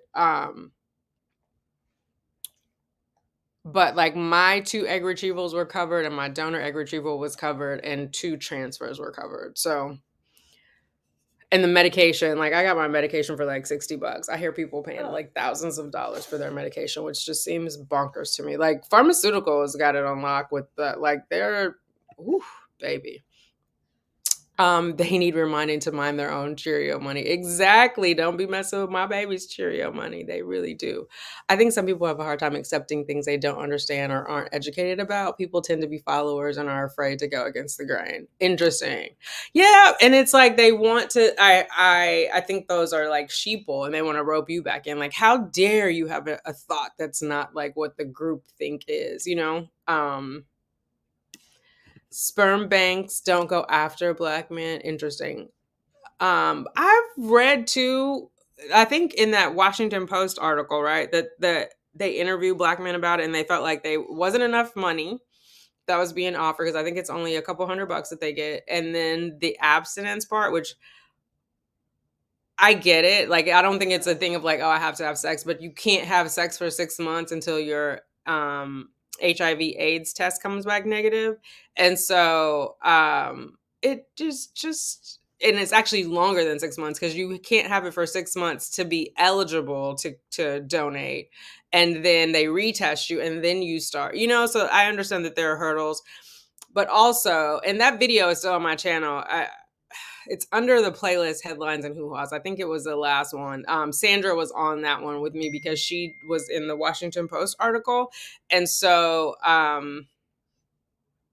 people, like men, commented of like, yeah, you should have to marry us. We're not just giving away our sperm. And some people were like, it's against God, like all kinds of things. But it doesn't mean we're going to stop. We're just going to find other sperm. You know what I mean? Like, make it make sense, guys. So yeah, lots of women with husbands are single parents if they tell the truth. Girl, go tell it on the mountain, or sir, or the they. Sorry, I didn't mean to misgender you if I did. But yes, that is a very, very true. Yeah, that's very true.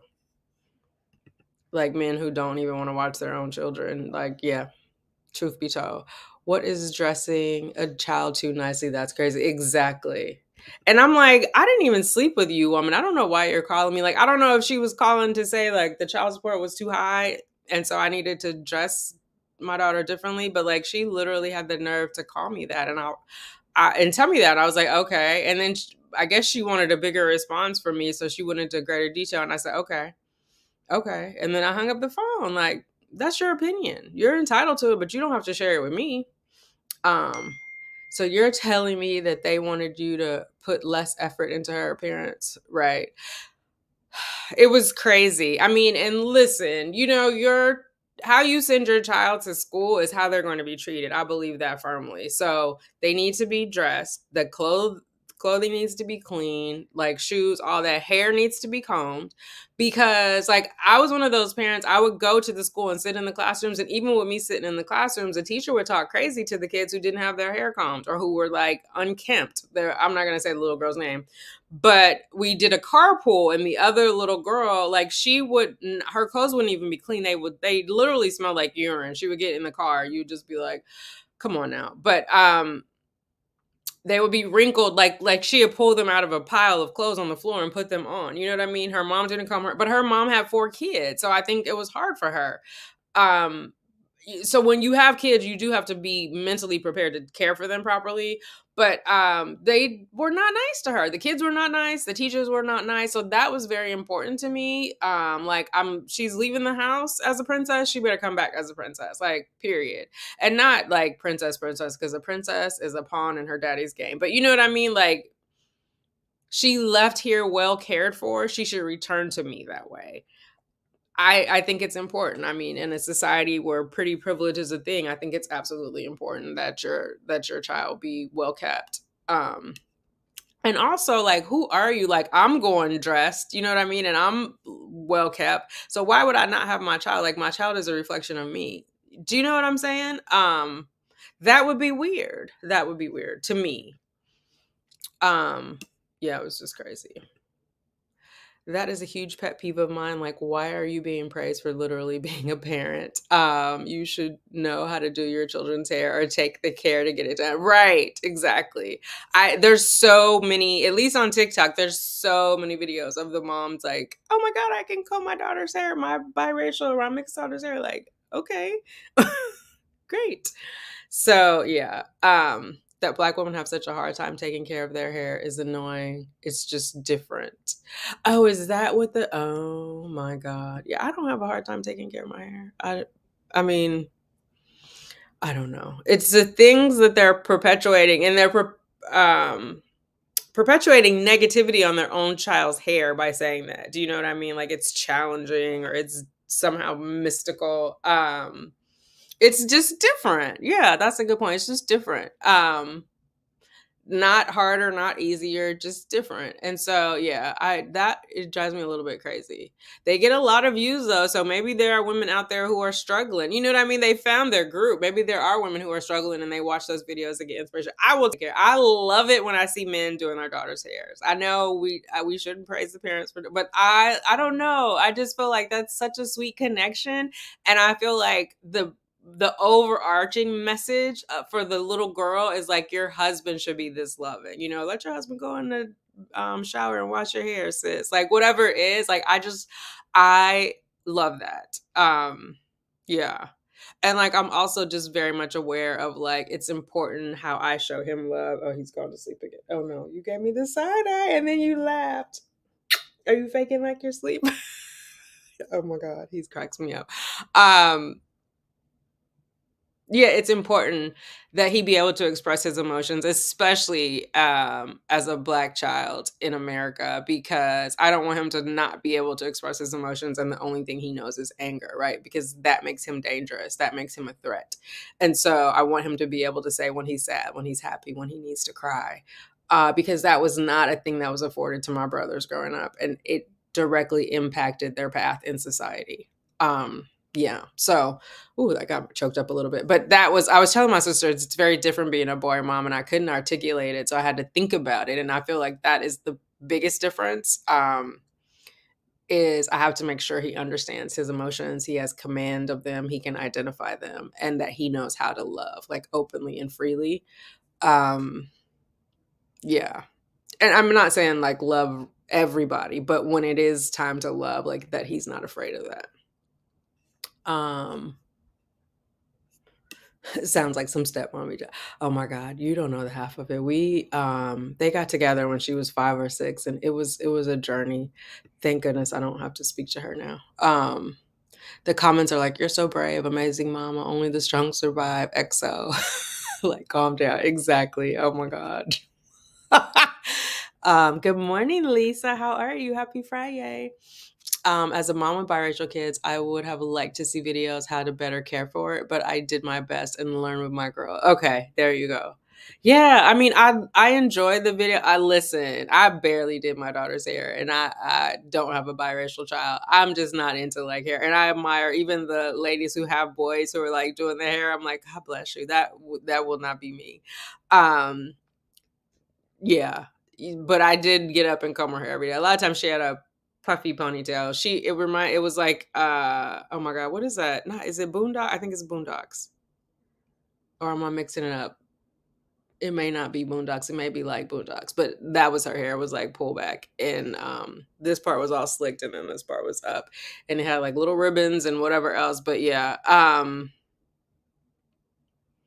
yeah, I guess that makes sense. My dad has never touched a hair on my head. So yeah, that's a great example of a dad and husband partner. There you go. He was like, I don't want to do it. My girls are 22 and 24. So did they have aunties who helped you with their hair? Because I guess that would be if you have no idea. It's so interesting because I have people in my family who have straighter hair. I'm not gonna say it's straight, bone straight, but it's straighter. And then I have some who have like super curly hair. So I've seen the gamut. I've not combed any of them. My mom didn't play that. Like, don't go somewhere and let people play in your hair. Because when I would go to my dad and my sisters over there, for my dad would always, because I had long hair as a kid, would always want to touch it. And I'm like, no, my mom will kill me. So, but I would love to take my hair down and get on the back of the motorcycle with my dad. Like, that was the best feeling. No helmet back then. Good Lord, the 70s. How did we make it? But to get on the back of his motorcycle and just let my fro blow. Let my fro. No, that was so glow. But anyway, that was an amazing feeling. But yeah, I'm trying to think, did any of my aunts ever comb my hair? No, but hopefully I would think if it was new hair for you, somebody would help. So I guess videos can be helpful. I just don't understand like the backflippy of it all, of like, oh my God, look what I did. You didn't cure cancer, sis. So I think there's always a learning curve with learning to do any type of hair if you never have before. If someone sat a white child in front of me to do their hair, I might be a little lost. Fair enough. That's what I'm saying. Like, we don't know all of them, but it's the backflips, I think, that do it for me. Like, yeah. I'm trying to, yeah, there are some girls who are really into like doing other girls' hairs. Like the twins, my sisters would do that. And that's why my mom was like, don't let them play in your hair. But they also had like those little doll heads that had hair. They were just for doing, or they might have been for makeup too, but not at that age. But they look like those makeup heads. Like, it's a bust. It has a head full of hair. They were actually had some people of color. They were light bright and almost white, but they had some color. And they would like braid their hair and twist their hair. Like that was not me. When I was younger, I was very much a tomboy. So I never got the let's play in your hair gene. Yeah. Andera, how are you doing? Are you asking yourself, hey, yay, hey, how's it going? Or is there another Andera in here? I'm so confused about that comment. Hello though. I'm natural now, have been since 2017, was relaxed for years. My mom was Black and my dad was white, Black, Native American. I had a hard time figuring out what my natural hair needed. Not a hair person. There you go. I love being natural. My mom always relaxed my hair growing up because I am tender headed. I think she just didn't want to deal with me ooching and ouching. And I was fine with it because I did not like getting popped in the top of my head with a hairbrush. Hold still. It's like, that's not helping. But yeah, I do like my natural hair. I mean, I'm okay to straighten it too. I had a time, like I was trying to figure it out in LA because I stopped getting perms after I had Cheyenne. I think I had one after there. I feel like I did, and I tried to do it at home and it went bad. I honestly feel like there was one more time, but I remember stopping when I was pregnant because they weren't clear about what the impact was of pregnancy. But I had an employer that told me I could not wear my curly hair to work. So I had to, it was still natural, but I had to straighten it. There's a law against that now in California, but this was like 2001. And it came up in my performance review too. Like they told me I had to go into the HR lady's office. And then it also came up in my performance review. I was like, okay. Which is weird because nobody tells white people they can't wear their hair the way it grows out of their head. You know what I mean? We've come a long way though. So I guess, yeah, let's celebrate the proper care of natural curly hair. How about that? I'll look at the positive side of it. I'm not going to be doing black flips, but I'm glad that it is being celebrated and those girls, the crowns of those young women are being honored. I'm glad we talked about this. Yeah, I'm glad we talked about this. I never felt special for taking care of my kids. Yeah. Yeah, because I think as moms, we figure it out. Like even if there's a gap and we don't know something, we figure out how to do it, you know? And we support our kids. I get that I'm not biracial, but I went natural in 2011 and it took me a few years to learn how to do my hair well consistently. But my family is also Black. No one had my exact hair type. Exactly. That is so true. Nobody has my exact hair type and nobody else in my family is natural. And so that is another thing. When I first started, my hair was so dry. And so people would just be like, it's moisturized now, but I didn't do anything when I got out of the bed. But yeah, finding that right mix of your hair, and if no one else is going natural, like that's a whole other thing. Obviously, it feels great in New York, like nobody's staring at me, like, and maybe now in California nobody would, but it was 15 years ago that I left Los Angeles, so it wasn't all the rage then. You were seen as a little more radical with natural hair. Yeah. I can't even do my own hair. I'm so uncoordinated. I'd do a backflip if I could do as little as a ponytail on a kid, no matter what the hair type. Okay, I appreciate that. Sorry, Shannon, I wasn't implying that if my comments sounded that way. My apologies. Okay, you guys are talking to yourselves. Racism at work, been there. Yeah, I mean, there's a lot of new laws and unfortunately or fortunately, since George Floyd, it's been very different at my job. Even though this job that I have in New York is way more progressive than the firm that I was working at in LA, but it was also like a Hollywood firm. So like they had clients who were famous. And so I guess that was going to be offensive. That's why Black people have to band together too, because or at least if they're not going to band together, I'm not saying I'll jump on the same bandwagon, but not tear each other down, because we had Black clients and I'm sure the Black clients didn't mind my hair. So you're telling me that the white clients do? Like, that's a situation, because then they also would mind the client's hair if that's offensive and they're sitting in the reception lobby area or the reception with one of the clients who has natural hair. Isn't that offensive? If I'm sitting at the desk, I was a secretary at the time, an admin assistant. If my hair is offensive, like, you know what I mean? Make it make sense. So I see it all the time, like, put my kid to bed and clean, look at me, like, look at you doing your job as a mom. Yes. I don't, yeah, exactly. I don't know if people feel like they have to do that as content creators, but I see people who aren't like content creators specifically just on Facebook and Instagram doing that. I'm just like, okay, girl. But maybe they need to be lifted up and they're seeking some sort of confirmation, not affirmation, seeking some validation. They're seeking some sort of validation of because they're not getting it at home. I'm not sure. Black hair is over exaggerated on social media. My mom relaxed me and my sisters as young girls because she was a single mother who didn't have time to fool with hair. Relax was easy for her. Yeah. Yeah, I just feel like don't make it more strange. Like it's not weird. It's different. But that could come from my own baggage of being judged about my hair too. I'm glad the little girl's hair is getting no, girl's hair. Is that right? How do you say collective hair? I don't want to be. What is that dad joke? Did you get your hair cut? No, I got them all cut. But I'm glad their crowns are being celebrated. I'm not taking anything away from that. So if that might be an inner struggle that the mom is having, that she is announcing it. And so, yeah. It's some kind of trend going on right now. Going natural in 2011 in Georgia was quite an experience. I had so many awful comments. Really? So, and see, I was never a wig person. I feel like at least on YouTube, a lot of the Georgia women have on wigs. So that was foreign to me. Like the only time I've ever worn a wig is for Halloween, and it's like one of those cheap synthetic wigs. So like the wig thing is different for me. I'm fascinated by it though. I will watch the videos when they're like, because they kept saying like um, what is it with the edges? Something that they made the edges invisible. I can't think it. There's one specific word that I was like melted.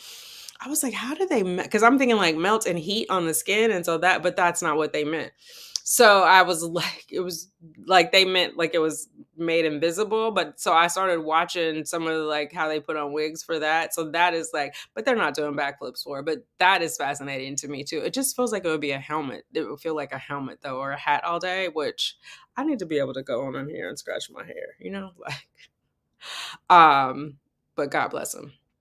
And that explained the popping. So I guess, although people with braids do it too, but like more so, I guess women with wigs are popping because they can't get in there to scratch. Because I didn't understand that before. I was like, maybe it's like Morse code. Or remember, Carol Burnett would pull her ears like to signal to her parents at home, like that was her high on TV. So I was like, maybe like this is some sort of Morse code when people are like popping their head, but it's a wig thing. My mom and sister have same texture 4 type. My hair is 3B, so she was like, I don't know what her hair needs. That grease wasn't it though. Scalp screaming, hair weighted down, hair way down. Right, right. Um, glitter sauce. Ma'am, you're gonna have to watch the replay of it. We just in here having a good time and lifting each other up. Very true. Don't think about that. Don't know what someone's dealing with. Right, right. And maybe the child had cancer before. Now they're celebrating that they're combing their hair because they have hair to comb. You know what I mean? Everybody has their own walk. So social media is an attention grab for a lot of people, and I don't believe they all have honorable reasons as they saw a trend and want the followers. Yeah. Yeah, I think it was a trend for a minute, or it was trending, or however the kids say it. But yeah, it's crazy that a job would tell someone how to wear their hair. I'm from Alabama. I'm sure natural hair is still frowned upon by others. Some Black people have prejudices, Black men especially, with natural. Really? Oh my goodness. Okay. Working at the same time. Okay, no worries. Got us off work.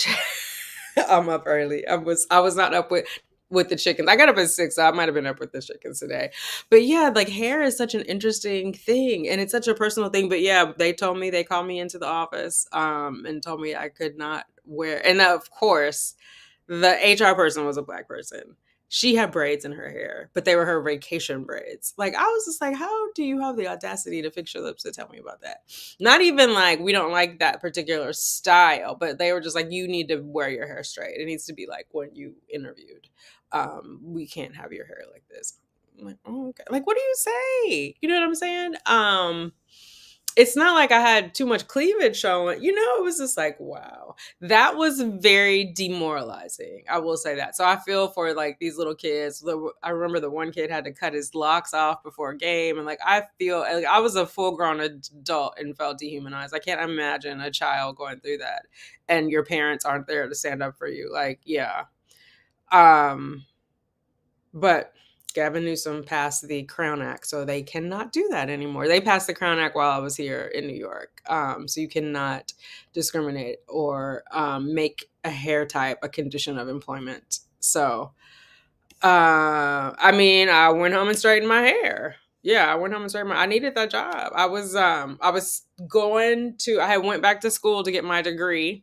I graduated university in 2002. I got this job and I had just left Boston Consulting. I couldn't keep up with that job and go to school and take care of the baby. And so, because Cheyenne was born in, oh my God, Cheyenne was born in 94. So, what was she, 6? Something like that. Yeah, it was 2000 or 2001 because I think I started there in 2001. So she was 6 or 7. No, because I feel like, was she in kindergarten? I can't remember. Oh my God. I'm trying to figure out by what school she was going to. But no,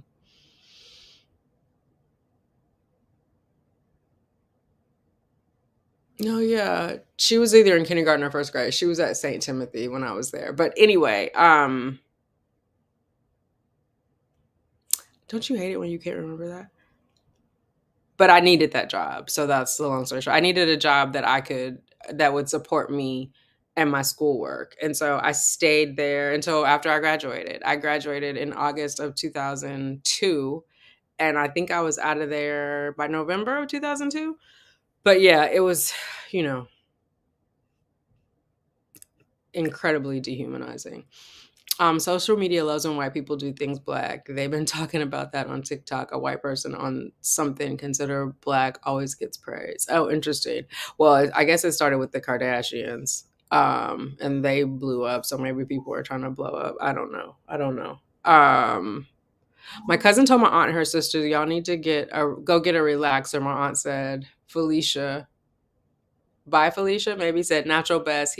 He told them Felicia got good hair. It's sad. Many influence are straight naturals. Oh wow, not has good hair. Any hair. What was that Chris Rock show? Which was so ironic. He had the documentary about hair and then got slapped for talking about Jada's non-existent hair.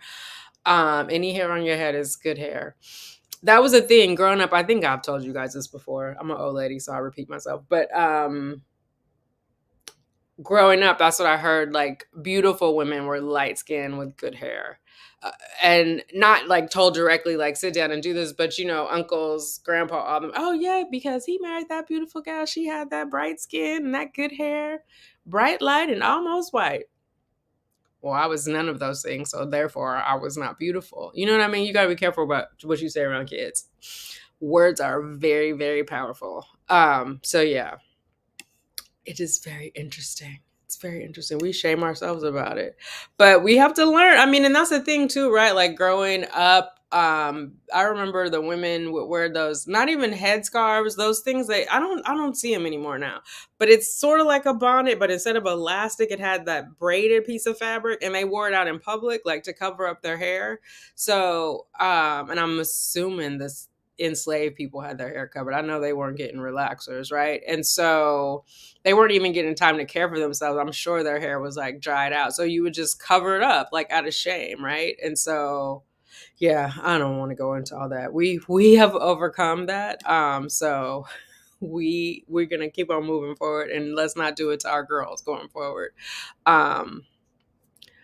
Boston was so different from Georgia. Oh my God, there's a list of things. One, you don't have to interact with as many people, which seems weird because in LA, everybody has a car. And in New York, most of us don't have cars unless you live like far out in Brooklyn, far out in Queens, or far out in the Bronx. But New York is the perfect place for an introvert. So I love it here in that respect. people are not necessarily wearing their wealth out here, right? Because we are all on the subway. There's no need to like look flashy on the side unless you're broke. The broke people always want to be flashy. So that's how you know. In LA, everybody is on the fake it to make it crew. Everybody is, acting. I was an actor. Everybody, so it's just like a different thing. There is a lot more like connection to nature there, though. There's a lot of hiking. There's the beaches.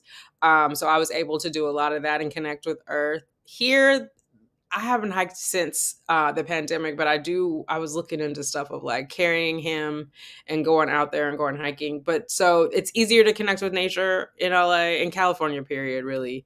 Um, or you can go upstate here in New York, but then you got to rent a car and do all that. But yeah, the vibe is different. Like people are busy here and hustling and moving about. You have the four seasons, so you're going about your way.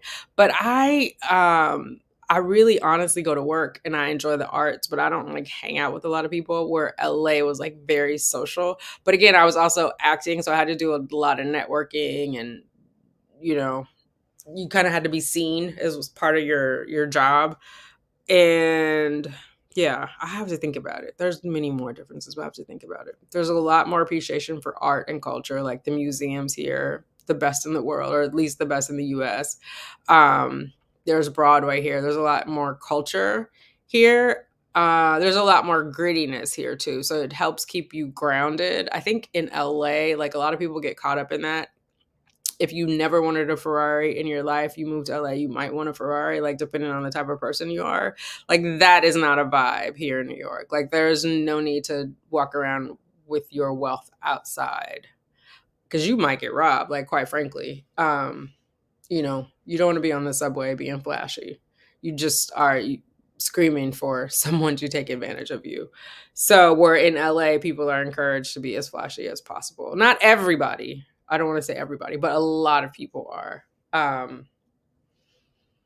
it's definitely, there's a lot more healthy living, more accessible food. There's a lot of food deserts here in New York. I've had my food delivered, like groceries delivered, oh my God, since 2010, way before the pandemic, just because there's a lot of like food deserts. When I lived in Brooklyn, there wasn't a good market by where I lived. Like whole organic foods, that was not a thing. And so now I know there's a Whole Foods in Brooklyn. Again, it depends on what parts of Brooklyn, because there's like the more uppity parts that are overpriced and near the water. But like, why would you pay that much and you could be in Manhattan? Like I'm 3 blocks above Central Park. But the Brooklynites are very interesting. Like was a project I was working on before I went on leave, and one of the ladies was definitely like a quintessential Brooklyn mom. Like if you ever watched Real Housewives of New York, that one mom and dad that lived out in Brooklyn, like they were quintessential like Brooklynites. And they're always like, they want you to come out there and you're like, it's so far. And like, it's not that far. Well, it's not that far for you, but for those of us who live in Manhattan, that's far. Everything we need is like within walking distance. So yeah, it's different. It is like, but it's interesting that Boston is so different for what I guess Georgia is the South. I've not ever lived in the South, so I don't know. Like I lived in Illinois. Yeah, I guess I've only been to Boston like to go to the universities. Like we had some projects at work that we had to go there. I haven't gone to like visit anyone, so I don't know. Like I've been to Philly to visit people, and I've stayed for weeks at a time, but I haven't done that in Boston. I don't know. Boston scares me when you see it on the TV with the thick accents. There's like a high level of racism in Boston, right? Or is that like back in the day? Um, I mean, I guess that could be any city, but I'm a little scared of Boston. Um, oh my God, so many. Okay. All good hair is, all hair is good. All skin is good. Children remember everything. We have to be careful. If we have prejudices, we need to address them to not poison our children. Exactly. Exactly. Yeah, I mean, imagine that. Like, I just grew up thinking I will never be beautiful because I'm never gonna be like bright and almost white with like silky hair with the good hair, you know? Um, that's like a horrible thing too, to as a little girl to have that feeling. I'm sure they did not have that intention, but words are powerful. You have to be mindful of that. Words are very powerful. Oh, I cannot pronounce that word. My dad is Capverdian. Oh, it's a race of Capverdian? My dad is Capverdian. My grandmother told my dad to marry a Capverdian or white. He married 3 dark-skinned black women. He knew what he wanted. The dark-skin hate. And my father's family, oh, really? Oh my God. I'm sorry. Yeah, that's crazy. I am shy and introvert. I think New York would be too much for me. LA, too. I like the suburbs. Okay. Yeah, I don't have to talk to anybody if I don't want to. Like, that's a beautiful thing. Because people are busy. They're going, you know. What were you in? Is it streaming anywhere? I want George Lopez. I did an episode. I'm trying to think of what would still be on. And House. That would probably be the only thing. Oh, Nora's hair salon. But I think on the digital version of it, I don't know if I've been cut out of it or not. But yeah, I mean, I wasn't doing a lot. That was like, obviously, because I was in an office job where they're telling me what to do with my hair. Whenever I'm in New York, I feel small, and sometimes that's good. Sometimes it's not my fave. Oh, that makes sense. You can do anything in New York and no one will care, and you can be out all day and no one will talk to you. Exactly, exactly. Oh my God.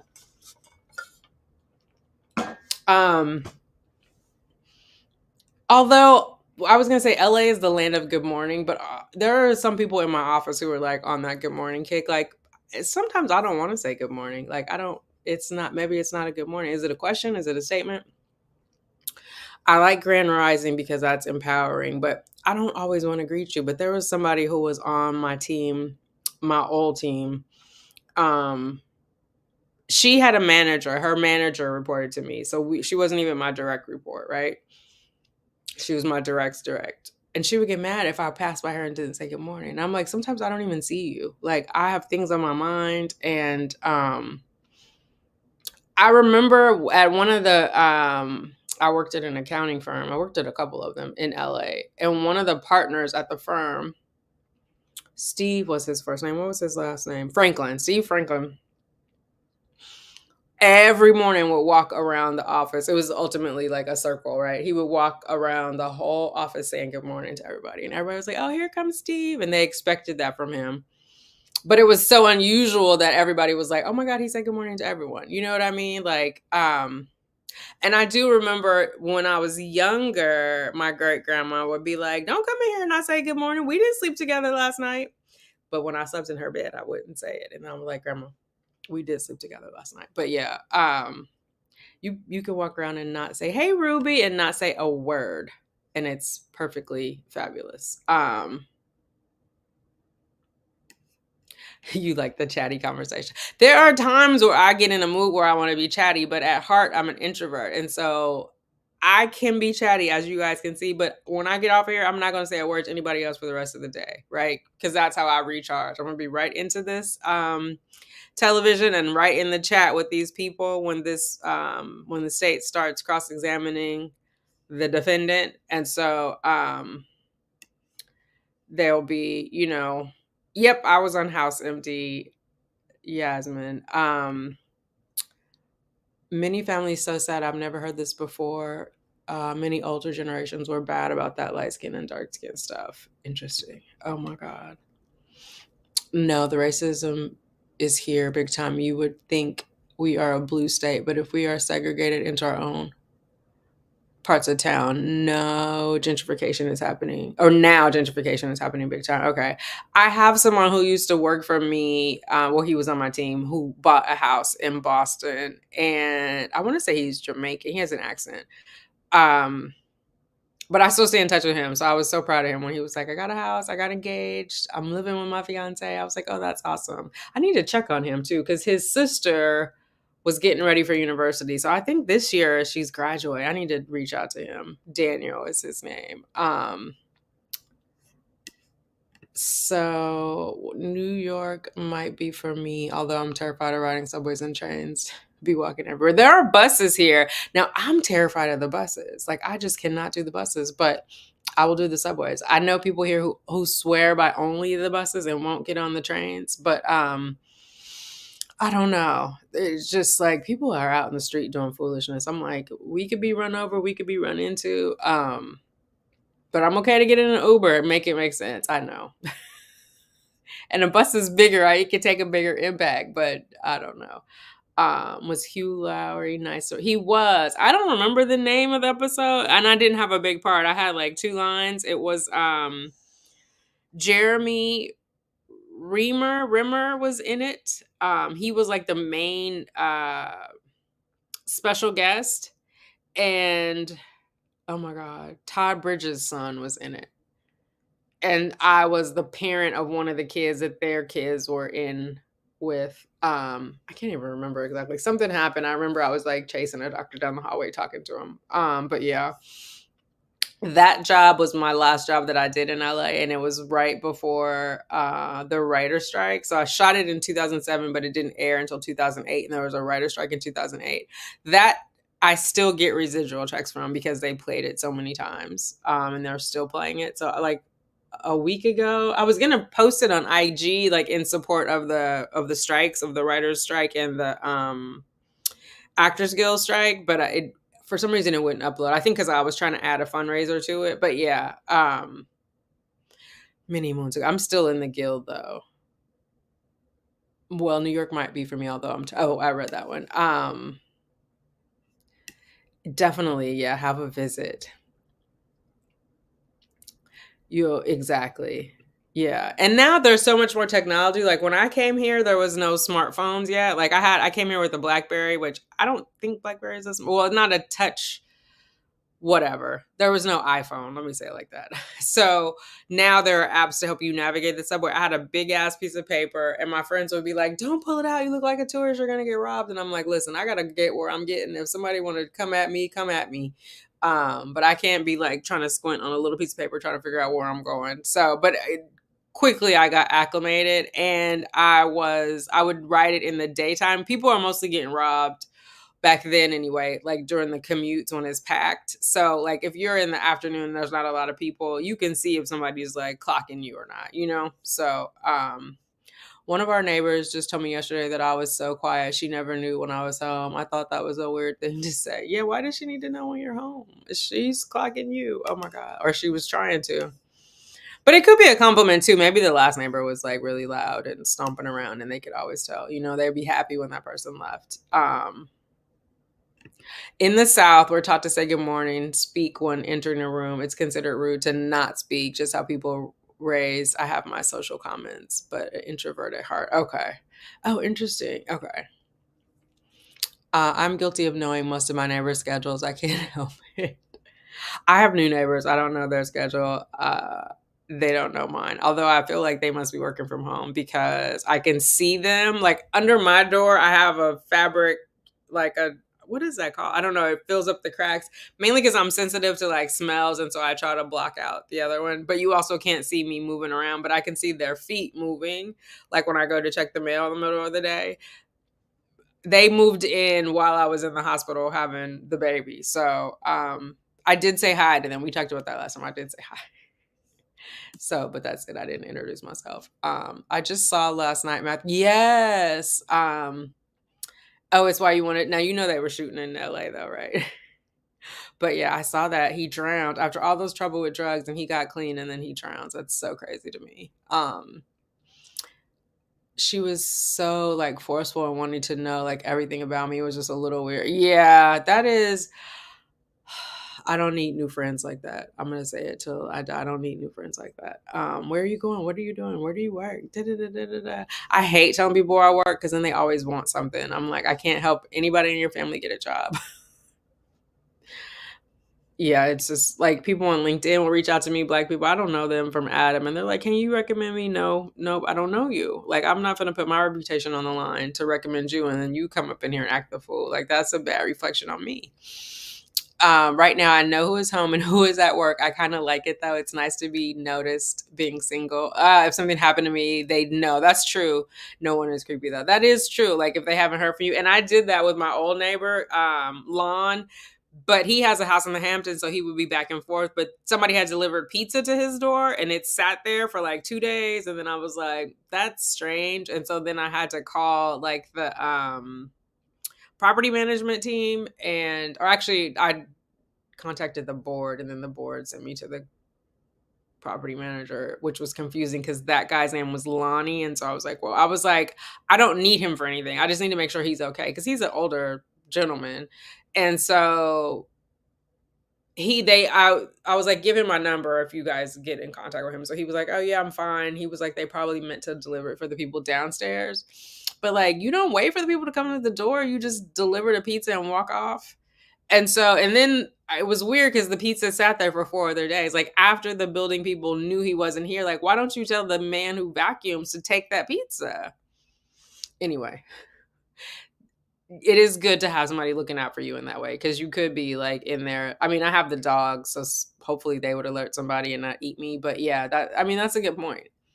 If your pattern changes, because I'm always watching the true crime stuff, then somebody could call for a welfare check.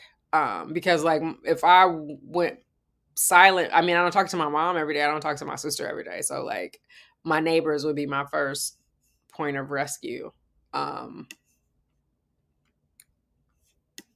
I never offer up this info. It's just kind of a known thing about the building, right? To see how I like it. Definitely visit. I knew when I visited, I came for the first time in 2002 after 9/11 because the tickets were super cheap. And then I came back 3 more times.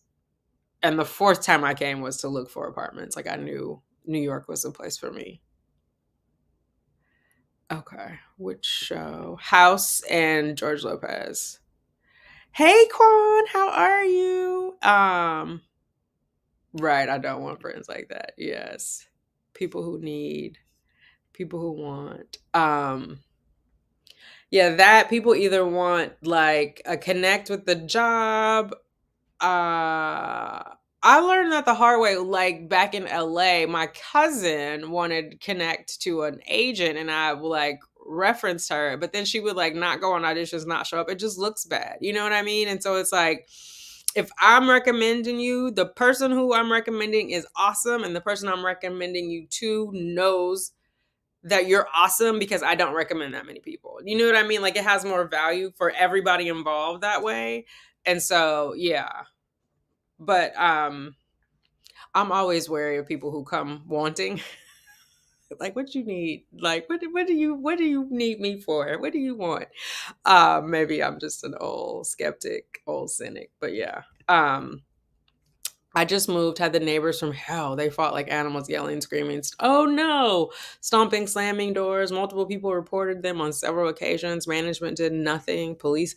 Oh my God. So see, I would take a quiet neighbor over that. Who was I telling that to? Somebody when I was in the brownstairs, upstairs neighbors were always fighting, getting drunk, fighting. I would go up there, ask them to be quiet. They would get mad at me. I'm like, I'm trying not to call the police on you guys, but come on now. Like, what are you hooping and hollering? And then your dog is going crazy. Like, it was a lot. It was a lot.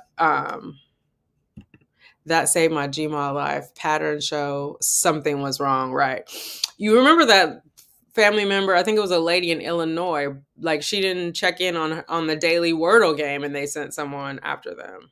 But see, so the opposite is true too. So like when I first moved to LA, everybody would be like, don't have the same pattern because people can follow you home, right? And so like you don't want to do the same thing every day just in case someone's following you. Because even if you like see them, like people are good at it. I don't know what was going on back in those days. Or they would try to get into your like garages for the big buildings that had parking underneath.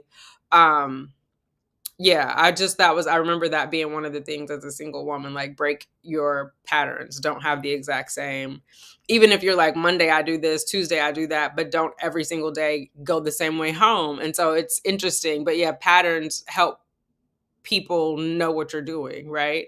Both good and bad. So you have to like pick your poison. Um, we would miss you. Where am I going? Who are you missing? Something happened to me. Somebody snatched me. When I worked at Clear Channel in the ATL, I told no one. Only my friends and family knew. That was before LinkedIn. Oh my God, right. All is well, standing firm that this is our month. Yes, Quan, name it and claim it. Name it and claim it. Oh yeah, that's interesting. Yeah, between I just can't help you get a job. Unless you're already in the industry, but like I have a list of resumes because sometimes people do freelance work. I have a list of those resumes and I'll hit them up and see when something comes up, but it comes up few and far between. So it's just very interesting. What was that? I remember that joke when people are like, I think it was a Facebook joke of like people posting like, "Oh, my job is hiring. Hit me up in the DMs." And somebody was like, "Is McDonald's hiring or not? I don't have time to get into your DMs." And I thought that was funny. Yeah, I'm not a recruiter. And oh, the other thing, people would send me like scripts and whatnot, and I'm like, you can't do that. There's a whole process, and I cannot accept it because if that comes out as a movie or a TV show later, you'll be like, oh, I sent it to so and so. Like, there's a proper process to submit your work. But yeah, it's interesting. Patterns. I'm trying to think if something happened to me, who would notice? Like, hopefully the dogs would alert. I don't know. Yeah, I don't know. I don't have like a pattern of talking to anyone, or every day is different. I don't come in at the same time. I don't leave at the same time. I got to think about that. I also need to get a fire extinguisher. That's been making me nervous. I saw some news report. A woman had 4 of her kids in there. She went to the store. I don't know why she left them in there. Number one, the oldest one was like 5 or 6, and the youngest one was in diapers. House caught on fire. There was a mishap with the what do you call them, extension cord. 2 of them died. So I was like, oh my God. I guess they were asleep. I'm not sure. But like things like that just make me know. Obviously, I'm not leaving Sugar Bear alone. But those kind of things. I'm like, what if I had a grease fire or something? I need to get a fire extinguisher in here. So anyway, I'm going to do safety baby proofing this weekend. So I'll get a list of everything, get all the plugs in and all that fun stuff since he's scooting around. I feel like he's definitely going to be crawling in the next 2 months or so. So we'll see. I try and mix up the directions of my walks. Pattern is also a really cool song. Oh, really? Patterns by a Band of Skulls. Okay. I'll have to check that out. I'm always looking for new music now, especially since I've been doing reels and stuff. I know like the popular thing is to get the trending music, but I'm like, I want to be different. I'm a nurse girl. I'm a nurse. A girl came to our facility as a travel nurse. They assumed I knew her because she was from the same city in Alabama. She was horrible. I told them I don't know her. Some still thought I did. Oh my God, that's hilarious. I'm sorry. When you go back to work, no call, no show, they will look. Oh yes, definitely. That is very true. No call, no show, they will look for you. I feel like that is what some of these criminals don't realize, like these folks killing off their parents. Who was it? Joel Guy Jr. That was the first thing. They were looking for his mom at work. What was his name? Chandler Halderson, looking for the daddy, or looking for the mom and the daddy at work. And then what was the one in Florida who offed his parents and his brother? They were looking for them. What was his name? Grant Amato. Like, guys, people are gonna miss him at work. That's a good point. So yeah, somebody will definitely come looking for you. I meant if your pattern changed and you weren't uploading anymore, we, your subscribers, would miss you. Oh, and reach out to your daughter just to make sure. Oh, gotcha. Okay. Baby, different music, say no more. Check out Meadow. Okay, I will look. I use Epidemic Sound. That's the service that I use to pull music from, but I'm definitely gonna do some research. I'll put in Meadow today because I have to finish 2 videos editing them, so I'll do that today. Thank you for the tip. Patterns. I'm gonna start with that one and see what it is. I'm not confident my team will look for me. I work for a Swedish company. They are too reliable. Oh no. But your neighbors know your pattern, so you're covered one way or the other. Has anyone reached out to you for a reality show? When I was going through my journey, by the time Ava was 2, I had two different companies try and get me. Yes. There was a couple of them. I did not get selected for any of them though. And that was before I decided to do donor eggs. But also it worried me because there was a couple people on here who've done that and they had to take down all their videos. And I feel like it tanks your channel to do that. You know what I mean? And my goal was more about connection and outreach than about, I don't know, being famous about it, I guess. I don't know if that makes sense. Like I feel like I guess they would still, if you did a reality show, you would still get to connect with the people who are watching, but I feel like it would be on a different, I don't know. But I guess you would get more money up front. I'm trying to figure out how to make more money on YouTube as of late. I'm gonna schedule something with another content creator like who does classes, because I feel like I keep undervaluing my work, because when I give people a price, they automatically say yes. I feel like, oh, I should have asked for more. Like there should be a negotiation. So we'll see. But yeah, I definitely wouldn't do one now because I wouldn't want the baby out there like that. I'm planning to only show him until he's 1. I just don't want to. It should be his choice if he wants to be on the internet because it's forever ever. So we'll see. We'll see how that goes. But yeah. Did you accept any of them? Did you interview for any of them? Now I'm curious. You should do a video on that.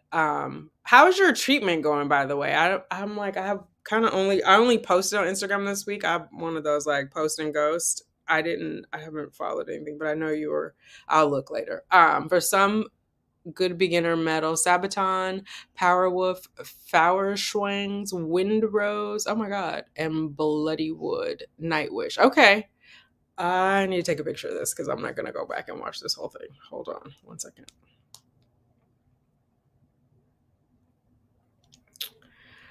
Interesting. Fun fact, the guy that I moved to New York with was, I don't know if it would be called metal. I think it was more rock. But yeah, he was, oh shoot, I had it on portrait. It's looking at me. Okay, here we go. Thank you for those. I'm going to look. That's the beauty of being a nurse. We work different days, not set. I finish different times, come home different times. I try and drive different routes to leave it. Yes, perfect. Because you never know what wackadoodle might be out there. If you figure out YouTube, let me know. They claim shorts grow. I have 11G on IG and 2G on YouTube. Okay, I will definitely. I'm not a gatekeeper, so I definitely let's get this money. Shorts has helped it grow, so I'm experimenting on the Becoming Tanika channel because when I post it grows, and when I'm not there, but for this channel, I don't know which one you're watching on because I'm broadcasting on both, but for the Simply Tanika, posting the shorts of Little Man has brought more people to the channel. Like, you know how you look in your analytics, like how do they find you? So in that regard, it's good, but they don't make a lot of money because I mean it's a different revenue model. But at least they're paying for them now. At first they weren't even paying for shorts. So it just depends. But yeah, I'm trying to figure out what price should I be asking for when I do partnerships. In the beginning, I did the free ones, right? I would regret that I did that now. And I remember I did a one for free and then they came back and I gave them a price and then they didn't want to pay anything. But I'm like, obviously you make money, otherwise you wouldn't be back. You know what I mean? Be fair. So it's just an interesting thing. But I want to because I was doing a rate card, but they always accept it. And it's like if you go for a job and you give them what your salary requirement is and they say yes right away, that's a red flag. Because I have somebody, when I'm hiring people and they give me a number and I'm like, oh, I know that's well within my budget, I'll just say yes. If there's no negotiation, that means you just came in low. There should be some type of negotiation. And so that's why I'm like, how do you have that conversation? How high is too high, Because some lady that I met working on another project for a friend was she used to get $70,000 a post. I mean, she has a large Instagram following, but I'm like 70,000. I'm scared to ask for 900, So what is? Anyway, I'll definitely let you know. I am in remission. Okay. Oh, good. Thank God. They don't like to say remission because there's no cure, but no disease. Yes. Okay. Yeah. My mom is in remission too. So I know what you mean. She still has to go for all her tests. It hasn't been 5 years yet, because she was diagnosed in 2020. So yeah. Well, I'm glad. I'm glad to hear that it is, it's at least in a place that is like not a factor every single day. Cause oh my God, it's crazy. She had to go to chemo. It was either, I think it was twice a week. It was, but she never had to have radiation. So it's just as weird. And then I had another friend, a guy friend, who had, and he only had radiation. So I'm not even like, yeah, it's a lot. It's a lot. God bless you. They set the narrative, so I wasn't really down. Then the second one talked me into it. Then I wasn't selected. They made my friends send in a video. Gotcha. Yeah, and that's the other thing too, because I had asked someone who had done the one on Facebook, like 9 months and counting, I think. Well, I'm not gonna share because then you guys will probably figure out who I'm talking about. But yeah, it was just some things in there that I was like, I don't want. I'm not down with that. What site do you go to for the opportunities? Some come to me, and sometimes I don't necessarily go to a site, but I'll see like other like things that I'm interested in. Like, I don't know, like right now I'm looking at KiwiCo, and I'll reach out to them. I used to use oh my God, what is it? Social Blue Book, but I haven't been active on a site um in the last year. I can't remember what, I can't even remember. But a lot of those, they either wanted affiliate where you have to sell some, like you only get money if you sell a product and you get like a very small percentage, which is annoying because you have to put time and effort into recording the video, editing the video, and you're not getting any money for that, right? The creation of that content. So I don't do those. And some people would just give product and want to do it, and I did, like, so that's why I stopped using those other sites. But there's a lot of them out there. There was like a Pink City, there was, or something like that. Oh my God, there's a lot of them out there. I don't remember. But at that time too, I had like a much smaller channel, but I was going on my subscribers and not my views. It's really the views that matter, because most channels you have a lot more subscribers than you have views. You know what I mean? So like I may get 2,000, 3,000. I think a video that I've done over the summer got like 5,000 views in the first 3 days. And so that is more important than like the total. Because I think I have like 12,000 subscribers on Simply Tanika. I don't get 12,000 views, and I have like 1,600 on Becoming Tanika, and I don't get. Last year I did. I should have kept with the momentum, because I would get like the number of subscribers was about the number of views, which was like a weird thing. It wasn't 1-to-1, because you know how it shows you how many people are subscribed watching and how many are not, but it would even out to about the same number, which was really cool. But I left the channel alone for like 6 months, so I'm basically starting over. But yeah, and that's what I want to figure out. I think I'm doing my rate card wrong. And then some people are like, you shouldn't even give them the rate card. You should use that as reference. So I'm just trying to figure out like what the right mix is, because it's already awkward. So I just want to make it a little more seamless so I can be a little more polished in the conversation. And this YouTuber who had done it was like showing her paycheck, and I was like, oh my God, I could use $10,000 a month from YouTube. So yeah, I was like, I got to get this part together. I watch a few nurse vloggers. One said she had to sign something with HR in regards to posting and her job. It's a lot of controversy with nursing and stress on social media. Oh, interesting. Okay. So in order to post about her job, she had to talk with HR. Yeah, I don't ever post about my job. But that's interesting. I do watch some nurse. What is her? No, she was a nurse. She's a forensic something now. It used to be the Midwest mom, but she got divorced and moved, and now she just had a baby with her new boyfriend. She had twins before. What, I think her channel is just her name. I can't remember it because I subscribed to her as Midwest. I'm pointing because my TV is over there, as Midwest mom, and then it's Anna Pouch, maybe Anna Pooch, something like that. But she must have talked with her bosses, because oh my God, it was a whole drama. Her boyfriend's ex called the job to report her for recording, and then she came on her channel and was like, this girl did blah blah blah, and I had already told. But yeah, now she's like, I can't remember what it's called, something forensics. Like she shows up when people die and like assess the scene, the forensics of the body or something. Anyway, I digress. 70K per post. Yeah. Lifestyle. Lifestyle. But lifestyle fashion though, I mean, some of those YouTubers, you can see it, like they make millions, right? They have big followings and a lot of eyeballs, so and a lot of influence. But yeah, I'm just trying to do like a couple thousand a month. You understand? If I could do 10,000 a month, that would be nice.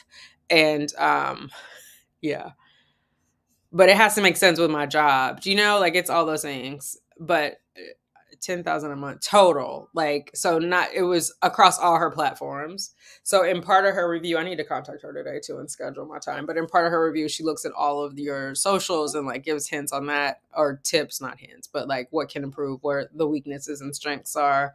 Um, I'm assuming it's like a SWOT, like strengths, weaknesses, opportunities, threats. I just want to know about the pricing. Like, how does that conversation go? Because a lot of people don't talk about it. So the pack, she showed her receipts. We get paid on the 21st of every month, but it was delayed because I think the 21st fell on a weekend. And so she was like, here's what I made from this. Like I just started making money on Instagram because I didn't realize you had to create a Facebook business page to get paid on Instagram. Like, and I had some reels that were fire a couple years ago, but I never got any money for it. And I guess over time it dwindles. But I make like $50 a month on Instagram. So it's just, I don't know. What is the formula? Because I'm doing the work. I just want to know the formula. My channel is all over the place. First living in the ATO, then single mom by choice, then autism mom, then, I'm just living my life. So I don't really have a niche. I think that's okay. I think it's also about personality. Because like those daily vloggers, it depends on what's going on in their life is what they're talking about, right? Either trying to conceive or if they're working from home or if they're a stay-at-home mom, like that encompasses a lot of things. So I think that's okay.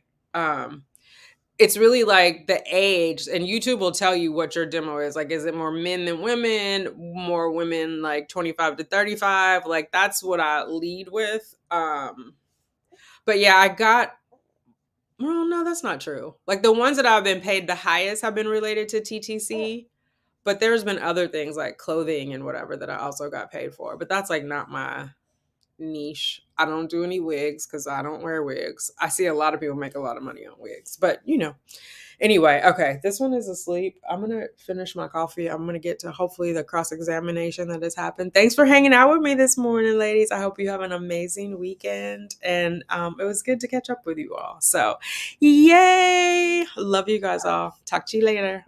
Bye.